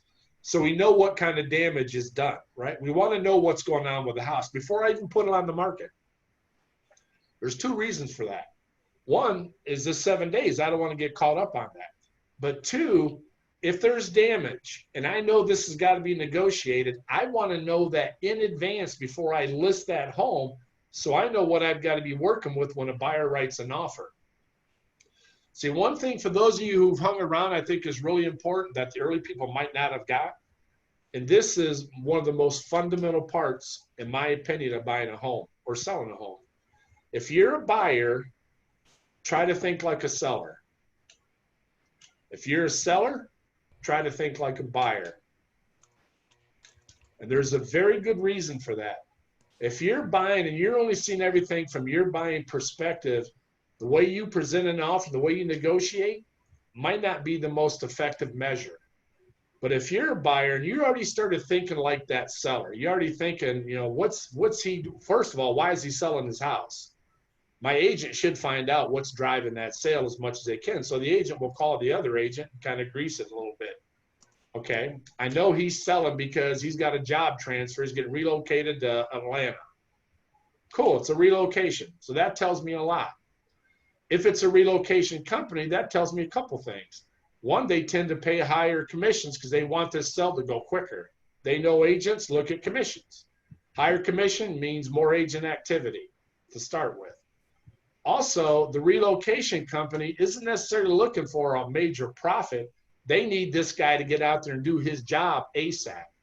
So they tend to price them fairly well to the market. They're not going to go high and negotiate down for the most part. So finding out that you have a relocation on the other side can be beneficial to you as a buyer. You already see some of the tactic or the strategy the seller is going to take, right? So that helps. If the seller had a notice of default, meaning they've missed 3 consecutive payments, that notice of default is the first step into a foreclosure, but they can't foreclose until they issue a notice of default. Once they issue a notice of default, then they got another 90 days before they can start the foreclosure proceedings. So you got a minimum of 6 months and a day before they can even start proceedings. But if you're a buyer and you're aware of some of this stuff, it's going to give you a little bit of leverage. How's that seller going to respond? Okay. The thing with you writing an offer, and if you approach it strictly as a business transaction, can be a plus, can be a negative. Let's say that seller is very sentimental. They raised their babies in that house. I'm selling a house like that right now, except the mother passed, but it's the daughters that are selling the house, and they're very sentimental. They want the right people to take over their mother's house. So let's say you got a young family and you want to buy this house on Elm Street. One of the biggest things I try to get my clients to do in advance is start working on a nice bio. You know, give me the cheesiest stuff you can get. Show me the golden retriever. Show me the kids in your arms, big smiles. Hold up a piece of whiteboard from Michael saying, "We love your home." Whatever it takes for you to get that property, get as cheesy as you can possibly get. Because I've had sellers take lower offers than a higher offer, a lot of times based on that personal connection. I can't speak enough to that because for some people, it means the world. It ain't about the last couple $1,000. That was their home. They raised their babies there. And I go in this all the time. I see the measure marks on the door jambs. And every time I go in a house, I see that, I just picture the kids. I picture mom and dad, you know, putting meals on the table. I picture them selling this house and breaking their heart. And they want to have the right person take that property. So that's the kind of thing as a buyer is serious, serious fuel for you to go forward. It's not always the highest price. Sometimes it's the most personal, strongest offer you can write will do the trick. I've seen people write the highest price and get it. I've seen the people the highest price and not get it. And the ones that don't get it are always scratching their heads like, what happened? Well, if you'd have taken the time to write that bio that we talked about, if you personalize it a little bit, they might have been a little more receptive. Okay. So it doesn't do it all the time, but it does factor in. The one thing we were talking about with the sellers, remember we mentioned where the sellers have some protection here? One of the things we were talking about, the seller's biggest protective device in the contract is a notice to buyers perform, NBP. You see it here in the red, day 16 on this one slide, time constraints. All that means, if you look at Brandon's diagram he's got there, where it says day 17, if I'm an aggressive seller, maybe I got a better cash offer waiting, I'm going to issue that NBP on day 16. Now, if I'm a seller and I got that cash offer, can I cancel this and take that cash offer? Now, without getting sued. But if I issue this notice to buyers perform because I want them to remove some of these contingencies, then I'm giving them a notice on paper where they have 48 hours to review that. Is it gone to 72, Brian? Still 48? It's 48 hours. Okay, so I thought. Because they talked about 72 for a while, but it didn't go. So they got 48 hours from the time that they receive that that NBP, right? Once they acknowledge receipt of it, the clock starts. On the 49th hour, if they haven't removed that, you as a seller have the legal right to put that house back on the market and initiate cancellation instructions. Now, ideally, that's a threat that the sellers don't want to do, and I have leveraged that a lot. Here's why the seller doesn't want to do that. Because if they do that, one, they got to cancel your escrow, give you back your money. Two, they have to relist it back on the market. Three, they have to remarket this property all over again. Four, they probably got to fill out all their disclosures all over again because the first buyers had signed everything.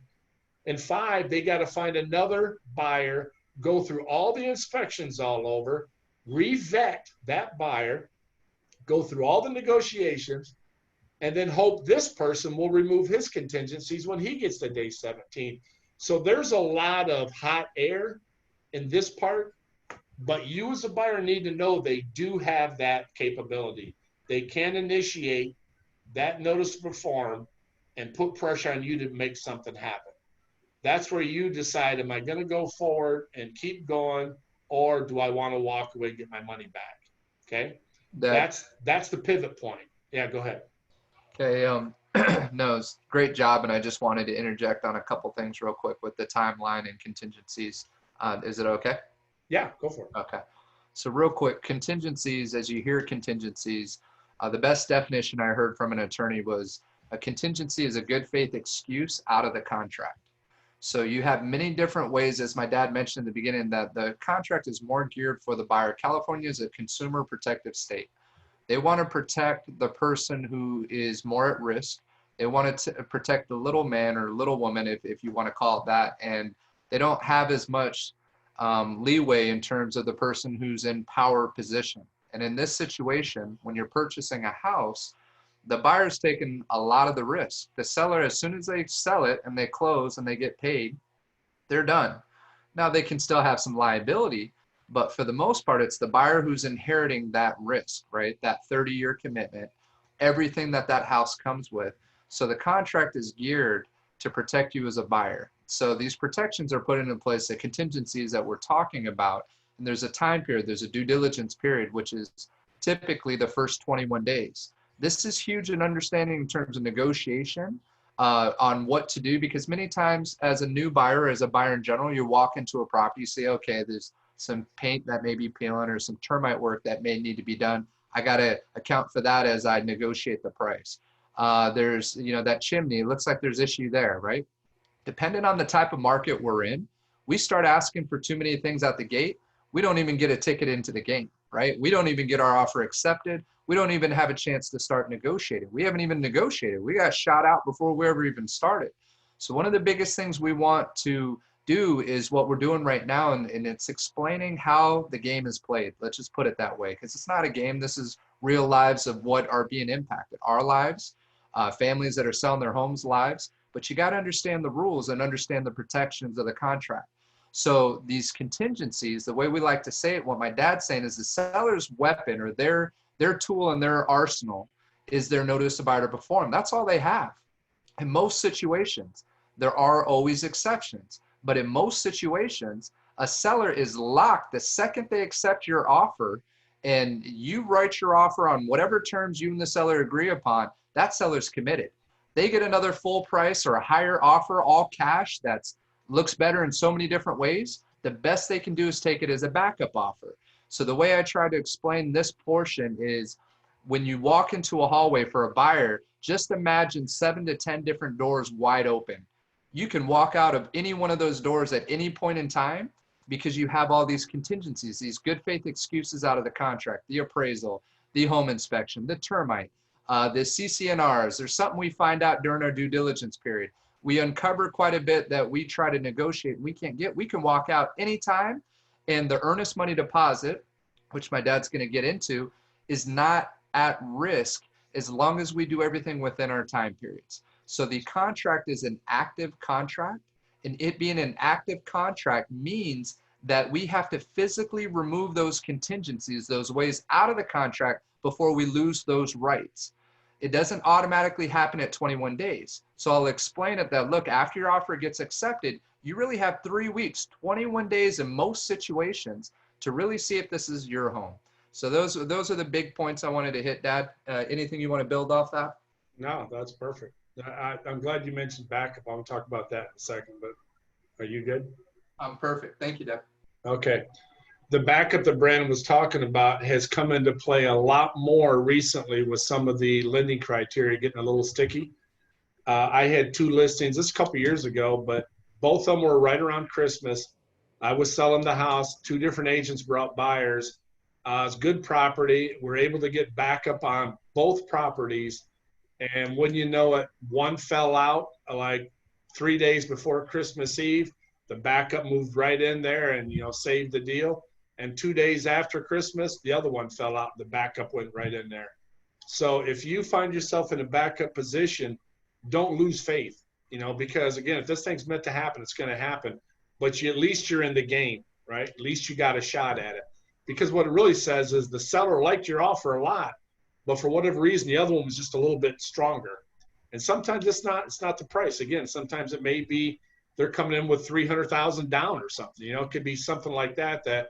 Most of us don't have 300,000 to put down. Most of us are just trying to get by and get what we can.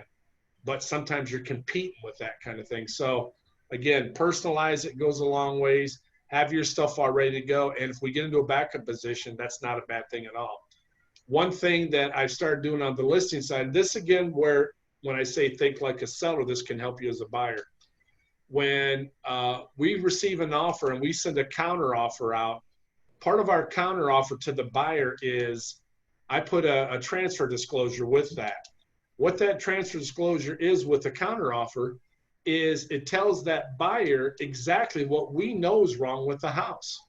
So I know they're going to do their inspection, but I know if it's got some kind of cosmetic challenge to it, probably not a big deal. I'm still going to put the transfer disclosure. Transfer disclosure is something the seller fills out.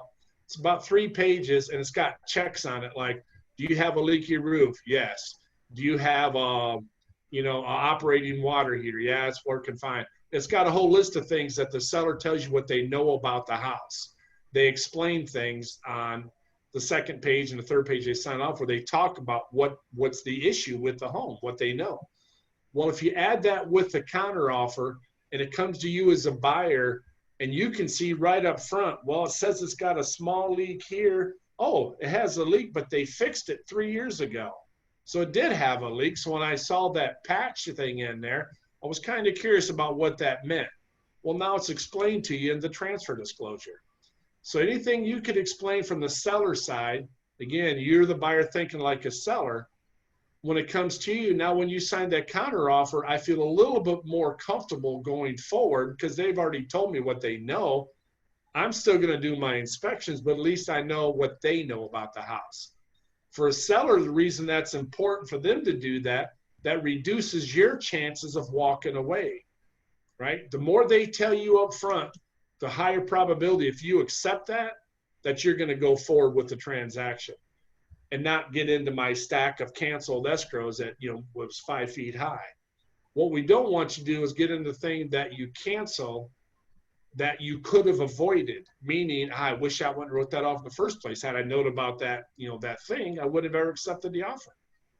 So not all sellers do that. We don't necessarily ask for it, but what we do is when we write up your offer, we want to make sure that you have the right to your inspections and you have the right to multiple inspections.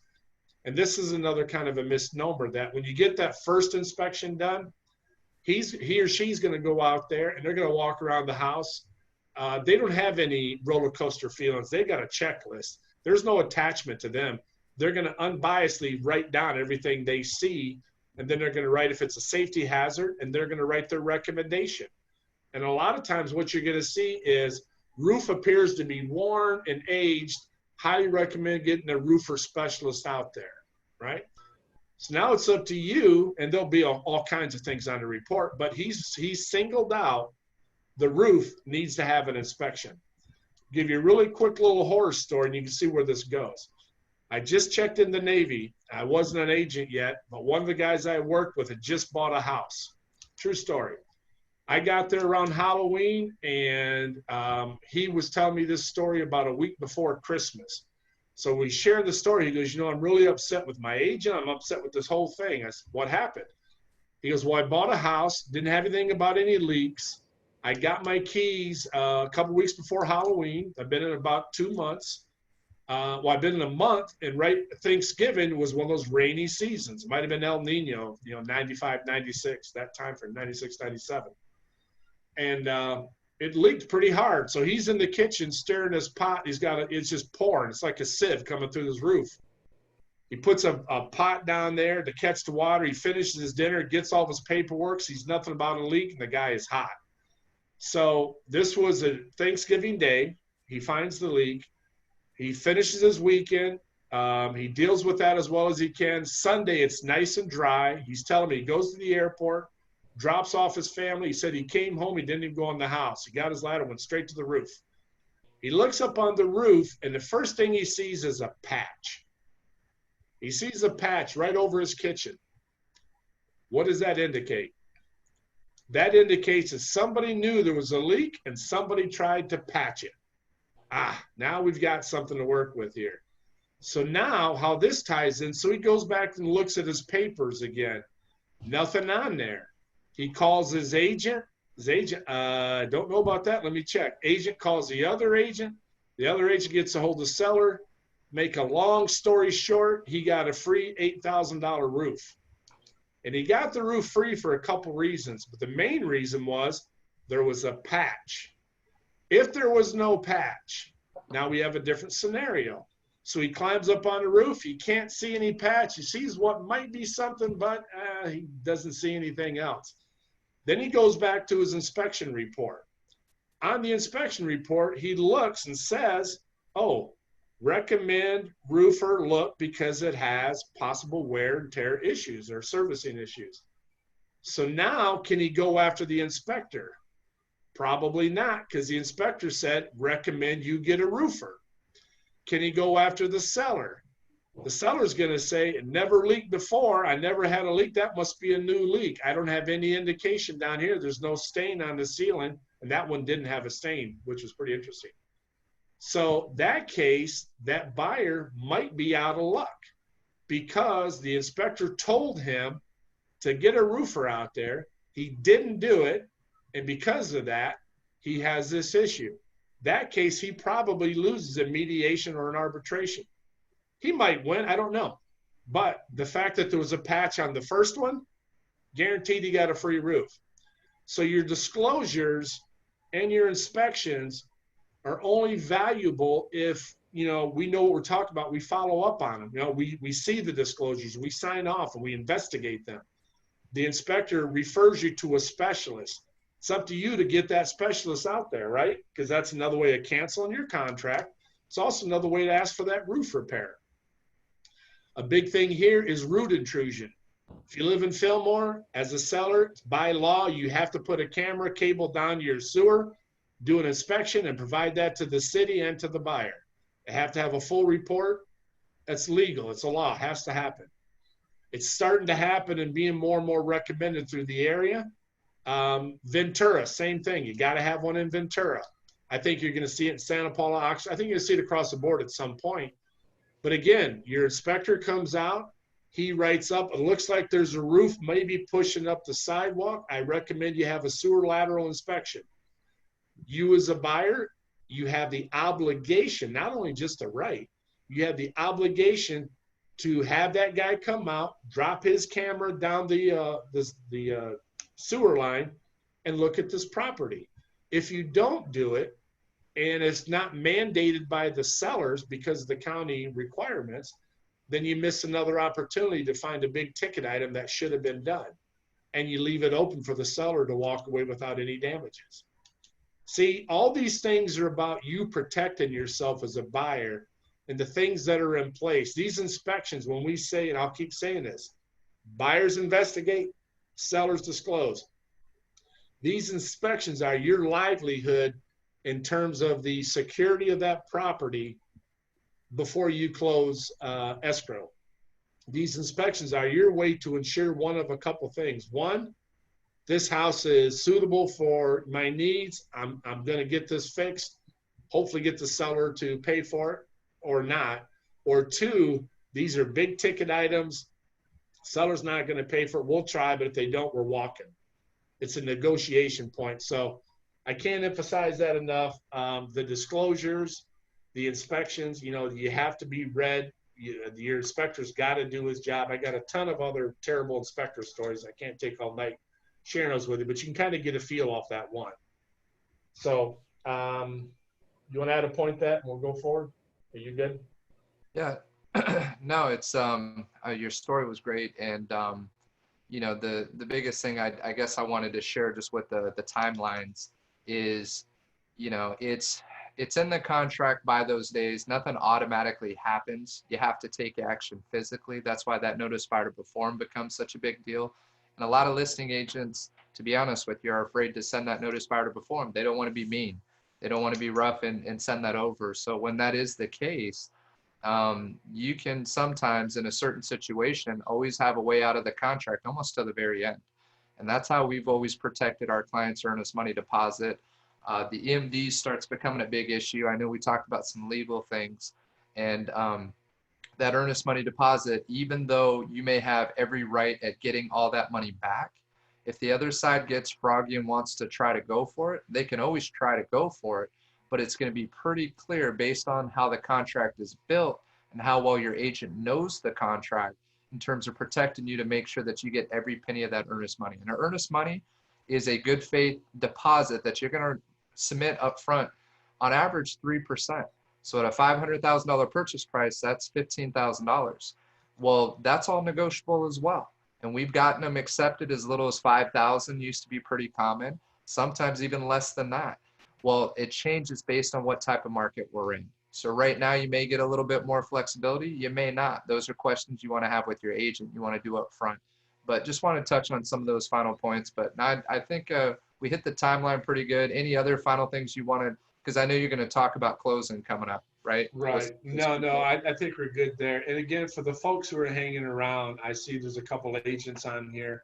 We can definitely do some one-on-one training with you folks. Highly recommend that any agent who's going to work with buyers really kind of have this down pat. For the buyers that are out there, if you have questions, and this might create more questions than you had when you started, which isn't necessarily a bad thing, but please keep in mind, you know, this format is kind of funky, and I'm not trying to make excuses, but what we really want to do is get you thinking in terms of, you know, the why not approach.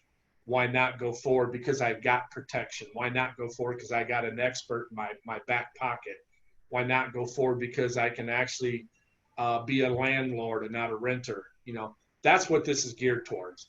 This is geared towards giving you the peace of mind that this isn't an insurmountable process. I've had people tell me I never thought I could buy a home. I've had grown men literally crying, giving me a hug in broad daylight in the middle of the yard. Looks kind of interesting. Now you got separation anxiety, so that won't be happening.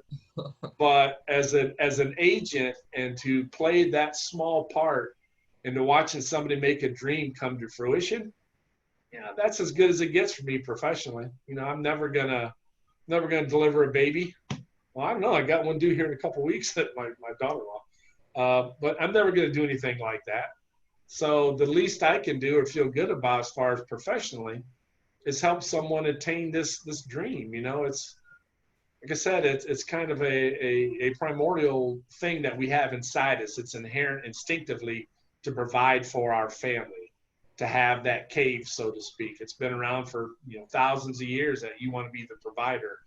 And when you have a husband or a wife or a man or a woman or anybody that wants to do that, and you can play a part and you can educate them so they can, you know, they can be that why not person, why not me? That's as good as it gets in real estate, basically. Real estate 101. If you can play that part, you're a successful agent. And again, in my opinion, that you not only get well compensated, look at the impact you're having on people's lives. You're going to let little ones grow up in a house and make memories. So I don't want to get too cheesy here yet. It's too early for the my allergies to kick in.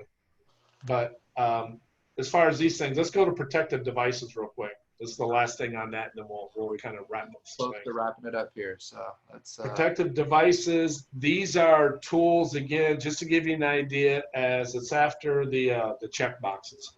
Yeah. Next one. These are tools for you as a buyer, just to understand everything on here is really geared to kind of protect you. The appraisal, the inspections, the disclosures, all your reports, the contract as a whole, the warranty. Military, you got JAG, Judge Advocate General for the active duty folks. Your lender's there to protect you. Your realtor's there to protect you. But the biggest thing to protect you is you, your judgment, your knowledge, your intuition. All this stuff combined, there's no reason for you to put yourself in a hurt locker. You should be okay, going through this and with minimal hair loss. If your ladies out there, you don't get hair loss. It might turn gray, but it won't fall out. Homeowners insurance. Real quick, highly recommend you look at maybe some bundle packages with your auto insurance, life insurance, whatever. Just shop it around. You only need to get replacement costs. You can put riders on there. It's a good place to put additional coverage on for minimal cost to cover jewelry and some other things. But the one I always get is earthquake. And all I can tell you is that's a very personal, subjective decision. Earthquake tend to have pretty high premiums, pretty high deductibles. And before Katrina, I used to have a very standard answer. That's how long I've been teaching this thing. Before Katrina, I would tell everybody, don't worry about it. FEMA will take care of you. And then Katrina came along, and I don't say that anymore because I know it's bigger than just FEMA. California's the 5th largest economy in the world. So I used to think that they can't afford to let us just get wiped out. Now what I say is do your research. Check with your insurance folks. See if earthquake insurance is something that makes sense for you. Is the value there? Can't say get it, can't say don't. I don't have it. Most people I know don't have it, but I met a few recently that does have it. So, it's just, like I said, it's very personal on what you go forward with that. But real quick, so we try to close at the end of the month because we do have prepaid issues that we deal with, i.e. interest and tax and things like that. So we try to close at the end of the month if we can. One thing we highly recommend, and the home warranty folks will do this for free, which is kind of good to make note of. Change every lock. Change all your exterior locks. I don't care how nice the people were. You don't know who had a copy of a key that will go into your house. And again, you can get it done for free with your warranty package. One of the services, they'll come out and re-lock re-key your locks for nothing. So it is. You do pay the deductible, just the like the $70 fee. But they're charging you for that? Yeah, you do. I didn't know that. Yep. Okay, well, I'm glad you said that. But they'll do up to, I think, 4 different locks for you. Cool. And it's definitely worth it because, like I said, you don't know who had a key to your house. Also try to find any operating instructions for appliances or samples of paint, tiles, all that kind of thing if you can. I got a horror story about moving a kid in, and it's just me and him on a Friday night. The wife's pregnant with a 1.5-year-old baby. The last move I did, he had a stackable washer dryer. This is on Longfellow Drive in Oxnard/Hueneme on Longfellow. I'm ready to go home. It's a long day. Helped him move up to the 2nd floor. I'm old and crippled, but yet two of us moved all the stuff up there. We're good. All I got to do is turn one valve, and I'm on my way home. And it's a stackable washer dryer that's really tight. And as I'm just finishing hooking up the water line, he pokes around there and says, "What's this?" and moves the washer dryer. Pulled the pipe right out of the wall. I got Old Faithful hit me in the face late on a Friday night with about 75 PSI and just a huge flood. Like, holy crap, what just happened? He pulled the faucet off the wall. So Mama comes out here. We already got an inch of water real quick. And what's going on? I said, give us all the towels you can. I'm telling my buddy, his name's Smitty. I said, Smitty, go downstairs, knock on the guy below you, introduce yourself, tell him he's about to have water coming down. But what you're really looking for is the emergency shutoff. So he had to go down there, knock, knock, knock. Hi, I'm Smitty. I've just moved in. Welcome aboard kind of thing. Oh, by the way, we broke a pipe up there. You're going to get flooded in a couple of minutes. You know where the shutoff is. Unfortunately, it's a true story. But ever since then, one thing I always find out are where are the emergency shutoffs on all these things before we go into a house. That was not a good night. Mama was not a happy camper. And, you know, we're going to wrap it up with that. There's more to this, but we're going to be here all night. Like I said, this is a longer presentation. You guys have been great. I hope this answers most of your questions. There's still more to it, but I think we hit the meat and potatoes of this. Any other questions that you guys want to throw at us before we sign off? You want to text them or send them to Brandon? Yeah, we got a couple of them here. And just so everybody sees, we actually Cool. only had one more. This was the last slide here before we wrapped up, just the Okay. closing. So do you want to just touch on it real quick? And then there are two questions that came up. Which slide here? Let's see. It's the final close into the month. You mentioned take the Yeah, we try to close the end of the month for prepaid issues. When you do close, let's say you closed May 31st, you know, you've already started accruing the interest and everything. Your first payments can be due July 1st. You won't be paying it in June. So some of that prepaid stuff that you're paying interest and taxes and things are part of the closing costs. And you want to try to shoot ideally the last working day of the month on a Friday. That's the perfect situation because then you got the weekend to move in and everything starts up fresh. But you want to fund and record on consecutive days. Funding means where your lender is wiring the money to the seller's account. So you'd like to fund on Monday, close, record is another word for close on Tuesday, or fund on Tuesday, record on Wednesday, or fund on Wednesday, record Thursday, or fund Thursday and close Friday. You try not to fund on Friday and close on Monday because you've already started paying interest for a home you don't have possession of yet. Okay, you already started paying for some of that. So we want to keep them back to back. We like to keep them at the end of the month. Yeah, we're pretty good with this. Yeah, no, that's perfect. And then I'll bring up the final questions here to wrap up because I know we didn't talk too much about offers, backup. I mean, we touched on it, but not really got into I'd love to go on that, but I got a good hour just on how to present an offer and how to accept it and all that. Okay, so we won't do too much of it. Just the question here. There was something about the market, but let me do the question. So the question was, can you touch on how many backup offers buyers can make, especially in the market where it's limited inventory? You know, buyers motivated, but there's not a whole lot out there, and they're seeing multiple offer situations. So how many offers can a buyer make at one time? That's a great question, and you'll have debate on this because you'll have people say you can write multiple. Here's your challenge if you write multiple. And I've done that. I've written probably 3 offers on one night for a client and on 3 different houses. Let's say hypothetically you get a couple of them that get accepted. If somebody accepts your offer and turns down another offer and you don't go through with it, now you don't have any earnest money out there, but you know, there's people who get a little bit vindictive and they get damaged in their minds. They could come back and say that if you wrote an offer and they accepted it, they got that back to you, you confirmed their acceptance, but about the same time they accept your offer, you find another property that another offer is accepted on. You just have to be really careful. That's one of those things that 9 times out of 10, you do it, nothing happens. You're not going to get in trouble. But you can put yourself in position if you write more than one offer and one of those offers accepts it and they miss a better offer. I don't know why they'd accept yours and turn down a better one, but you know, hypothetically that could happen. If they find out that you had a legitimate contract, even though earnest check hasn't been deposited, you have that agreed upon, that oral agreement, you could put yourself in a little bit of trouble. So just be careful. It's one of those things that I understand why you might do it. It's just not a good practice you want to make, you know, a habit of doing. You just really want to be careful with that. Great answer to it. Yeah, the final thing was when you asked the question, what type of market are we in? Are we in a buyer's market or a seller's market? That's a great question because that kind of drives everything. Right. Well, in his guess, what he thinks the general population believes is we're still in a seller's market. Can I touch on some things real quick? Please, go for it. So in talking about a buyer-seller market, one of the things that I like to share with our clients is current statistics. You want to look at the numbers. The numbers tell the story. So What I mean by that is there's something called an absorption rate. I can actually share it on the screen. I just don't know if I have it up ready to go, and I don't want to keep everybody on longer. What the absorption rate is it's a number that indicates the inventory. So when we are in a neutral market, that's about 6 months supply of inventory. Meaning if no new homes came out on the market, it would take 6 months to sell every property that's on the market. When we're less than 6 months inventory, it's technically a seller's market.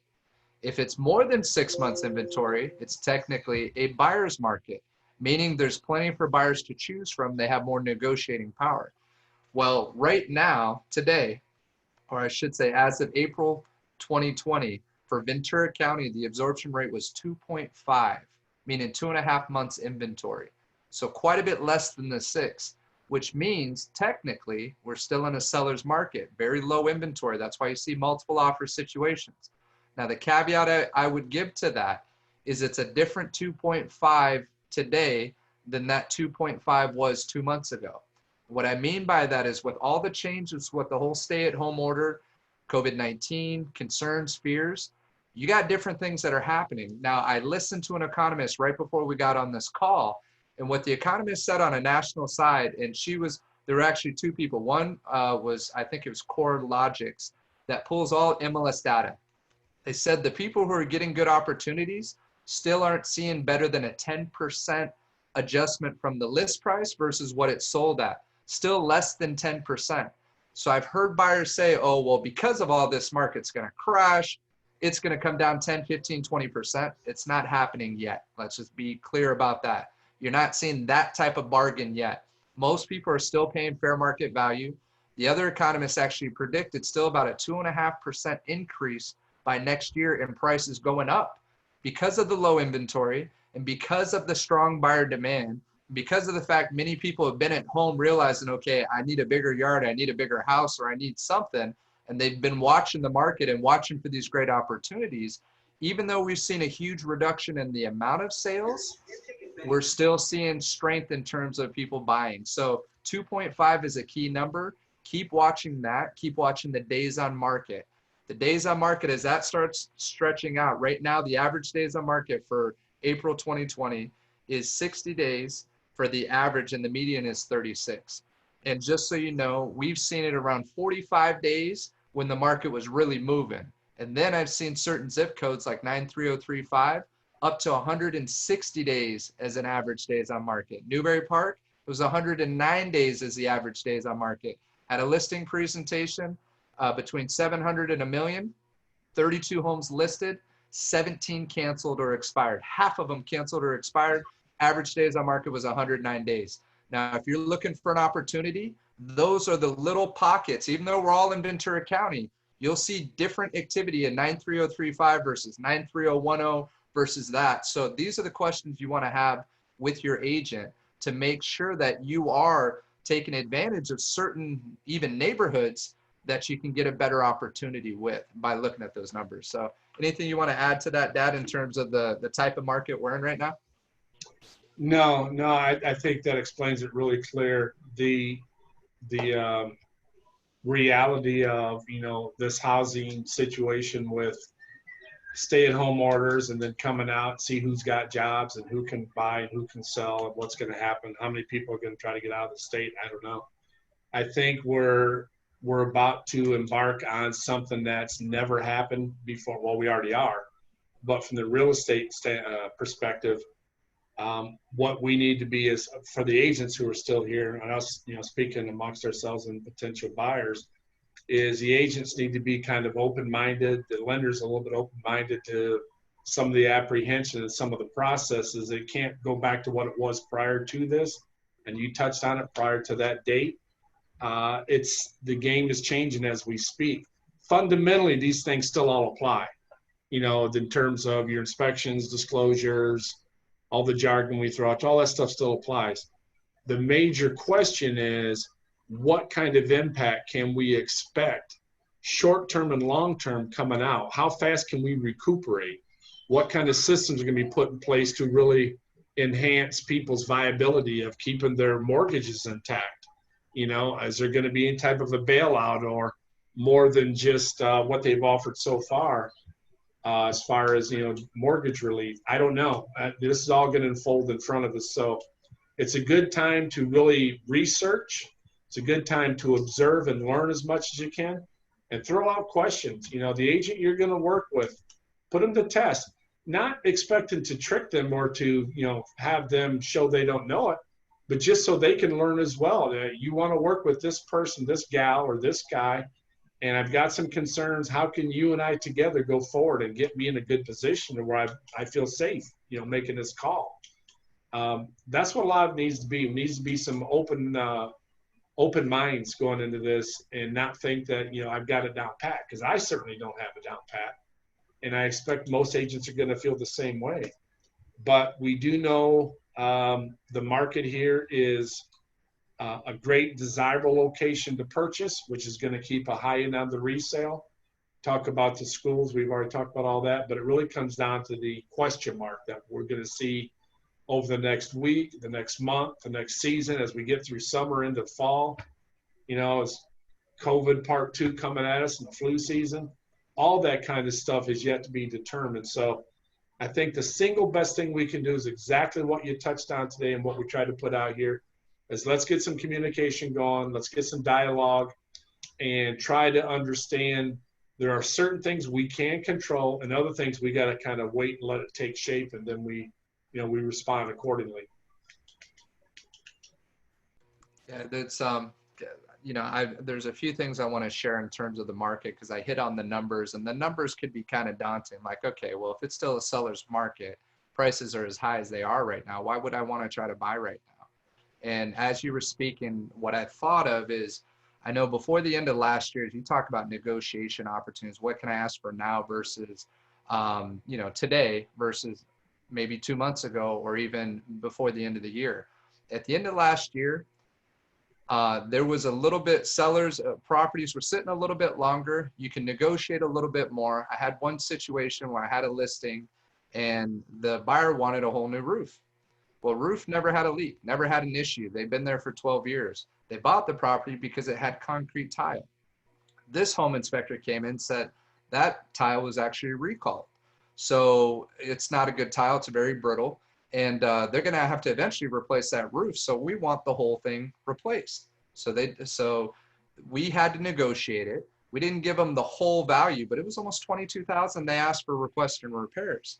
One of the things that I talked about before that is that on average, on a condo, you'd see about $4,000 roughly for a request for repairs. That's a credit that we didn't get into. This was a $22,000 for a house, and it was a big house, 760 range. So it was a high price point, but still 22 is a lot of money to ask for. And they said, look, if we don't get at absolutely 22, we're walking. And this is what they were trying to negotiate, because it was a slower part of the market. This is before the end of last year. We negotiated, we compromised at 15, which is still a lot of money, right? So then let's just play it forward, January, February of this year, market's white hot. Now this truly is a seller's market. And if we would have tried to sell it in January, February, we probably would have negotiated for less than the 15 we gave up. January, February, if you were buying a home, it was more difficult to get your offer accepted. Definitely wouldn't ask for closing costs. You were lucky to get any type of credit because everything was moving and the rates were really good and there was a lot of competition, multiple offers, that was happening.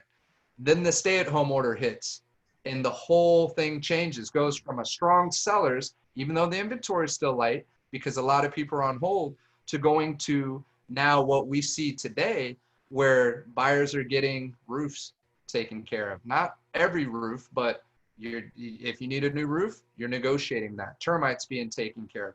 A lot more things are being taken care of. We can ask for a little bit more.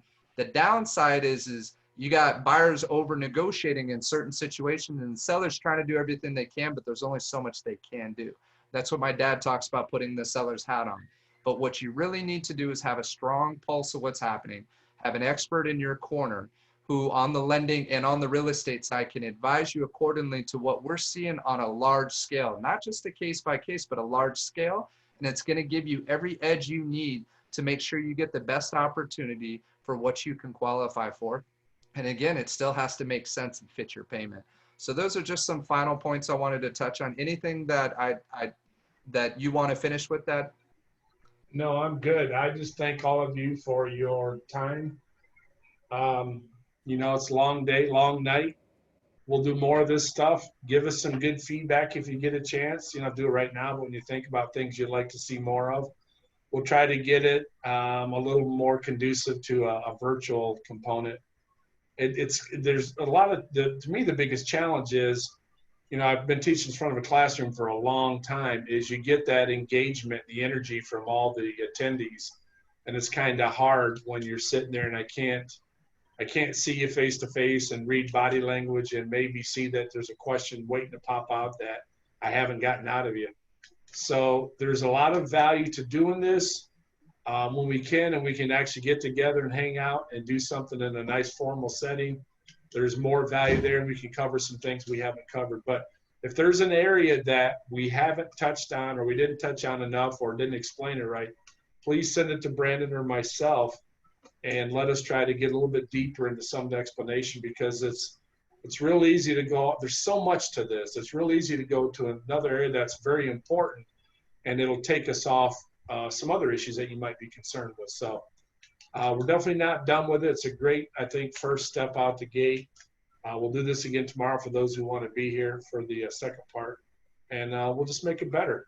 And if there's any agents out there who would like to participate, and Brandon, it's your call, but if someone wants to speak a few minutes from their experience to add to the process, by all means. You know, we got a lot of talent just in the room. I'm reading the names, and everybody brings value to this. Everybody. It's not a matter of he's the speaker and she's the listener. No, we're all in this together. So I know we can benefit from your insight as much as you benefit from ours. Yeah, no, that's great. I just, any any final questions? I see Charlie and Tyler, he had mentioned he didn't have any, but if you have any final questions, please feel free. Still got Jason. Jason, thank you for hanging in for the entire Thanks, Jason. Appreciate it, pal. You offer a lot of insight, as you do constantly. Miss the pizza. Agree. We usually do pizza or sushi or something as we all get together. We all miss the pizza. But no, that's Jason, right. Yeah, Jason. That's a good point. I'd forgotten that, Jason, till you mentioned it. I appreciate that, pal. I'm sitting here starving. Now I got pizza on the brain. Jason, if you can, please type in your phone number and email for everybody in case they have any questions. And we do offer these one-on-ones, as my dad mentioned. One thing that I like to typically touch on when I do that buyer consultation, not just a needs, wants analysis in terms of really truly discovering what it is you're trying to accomplish with your real estate goals. But I mean, that's very important. But another aspect is we get really in depth on the market, where the market's been, where it's at, where it's heading, so that you can make an educated decision of when the right time is for you. The other thing, and Jason just shared his information, definitely take his info. He's one of the best in the business. Take his info down.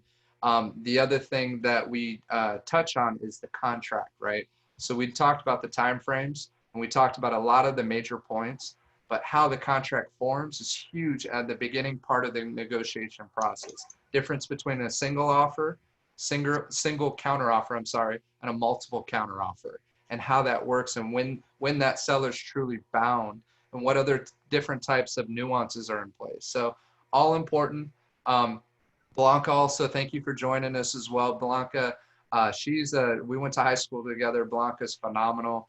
I remember when we both started about 2004, just seeing another younger real estate agent at that time that was just kicking butt and taking names. And glad that we've stayed as friends over this time, and excited to see her get, reacclimated. And she's definitely somebody that you want to get in touch with too, as we talk about the better quality agents. There's definitely some good ones out there. And Blanca, thank you for joining us. We have Leslie, our newest member of our team. She's actually been somebody that her and I have worked together for a few years now, and very grateful for her to be a part of Veteran Home Services. She's the right type of agent, right type of integrity, Christian, and just a good person. She's one of the hardest working people that I know, and just grateful that she's a part of our team. Also speaks Spanish, which is huge. Her family's from Argentina. I thought she was, but it's actually her parents from Argentina. and just somebody who always wants to learn and grow. So thank you, Leslie, for joining us. We got Skip on here as well. Skip Hopkins, retired Navy, reminds me of my dad in so many different ways. Good man, great principles, and always eager to learn and grow, and which is huge. You know, regardless of how long you've been in this business, to have that type of mindset and that humility, but most importantly, looking out for your clients first. So grateful that Skip was able to join us, and another strong agent in the industry with the right qualities. So feel free, if anybody wants to list their numbers, feel free to put your numbers down, your emails, and anybody on here who's looking for agents to interview, you got a handful of great agents right here to reach out to, and just ask them some questions, and we can help you. Even if you're looking for a list of questions to ask, we can help you develop that list too. Anything else, Dad? No, thank you, bud, for putting it together. Appreciate it. No problem. All right, it was a pleasure. Unless you guys got any last questions, we'll wrap it up. It's 8:50, so you guys did awesome.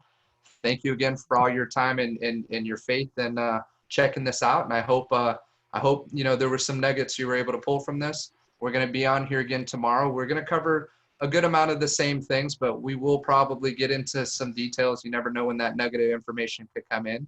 But if any questions, if any of this hopefully starts stirring some thoughts and some ideas of things that you may not have even thought of until we started discussing it, please email us those questions, and we'd be more than happy to not only answer that, but that gives us some good direction for tomorrow as we really try to fine tune that final hour we have with everybody else. So you're more than welcome to join us again tomorrow. Again, this is all free, and my dad hit it on the head earlier. This is all about coming from a place of abundance, of sharing information, sharing wealth, serving others, and good things happen when you do that. So I hope you see that we truly are just trying to educate and empower all of you.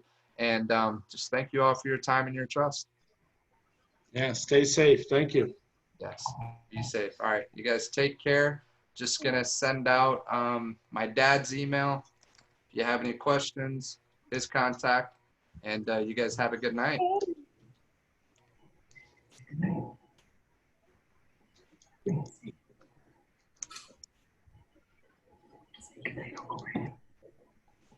Here's somebody. Good. Good to say it. What do we got? We'll We got see you, Ben. pal. Good job. Thank you, Dad. I'm just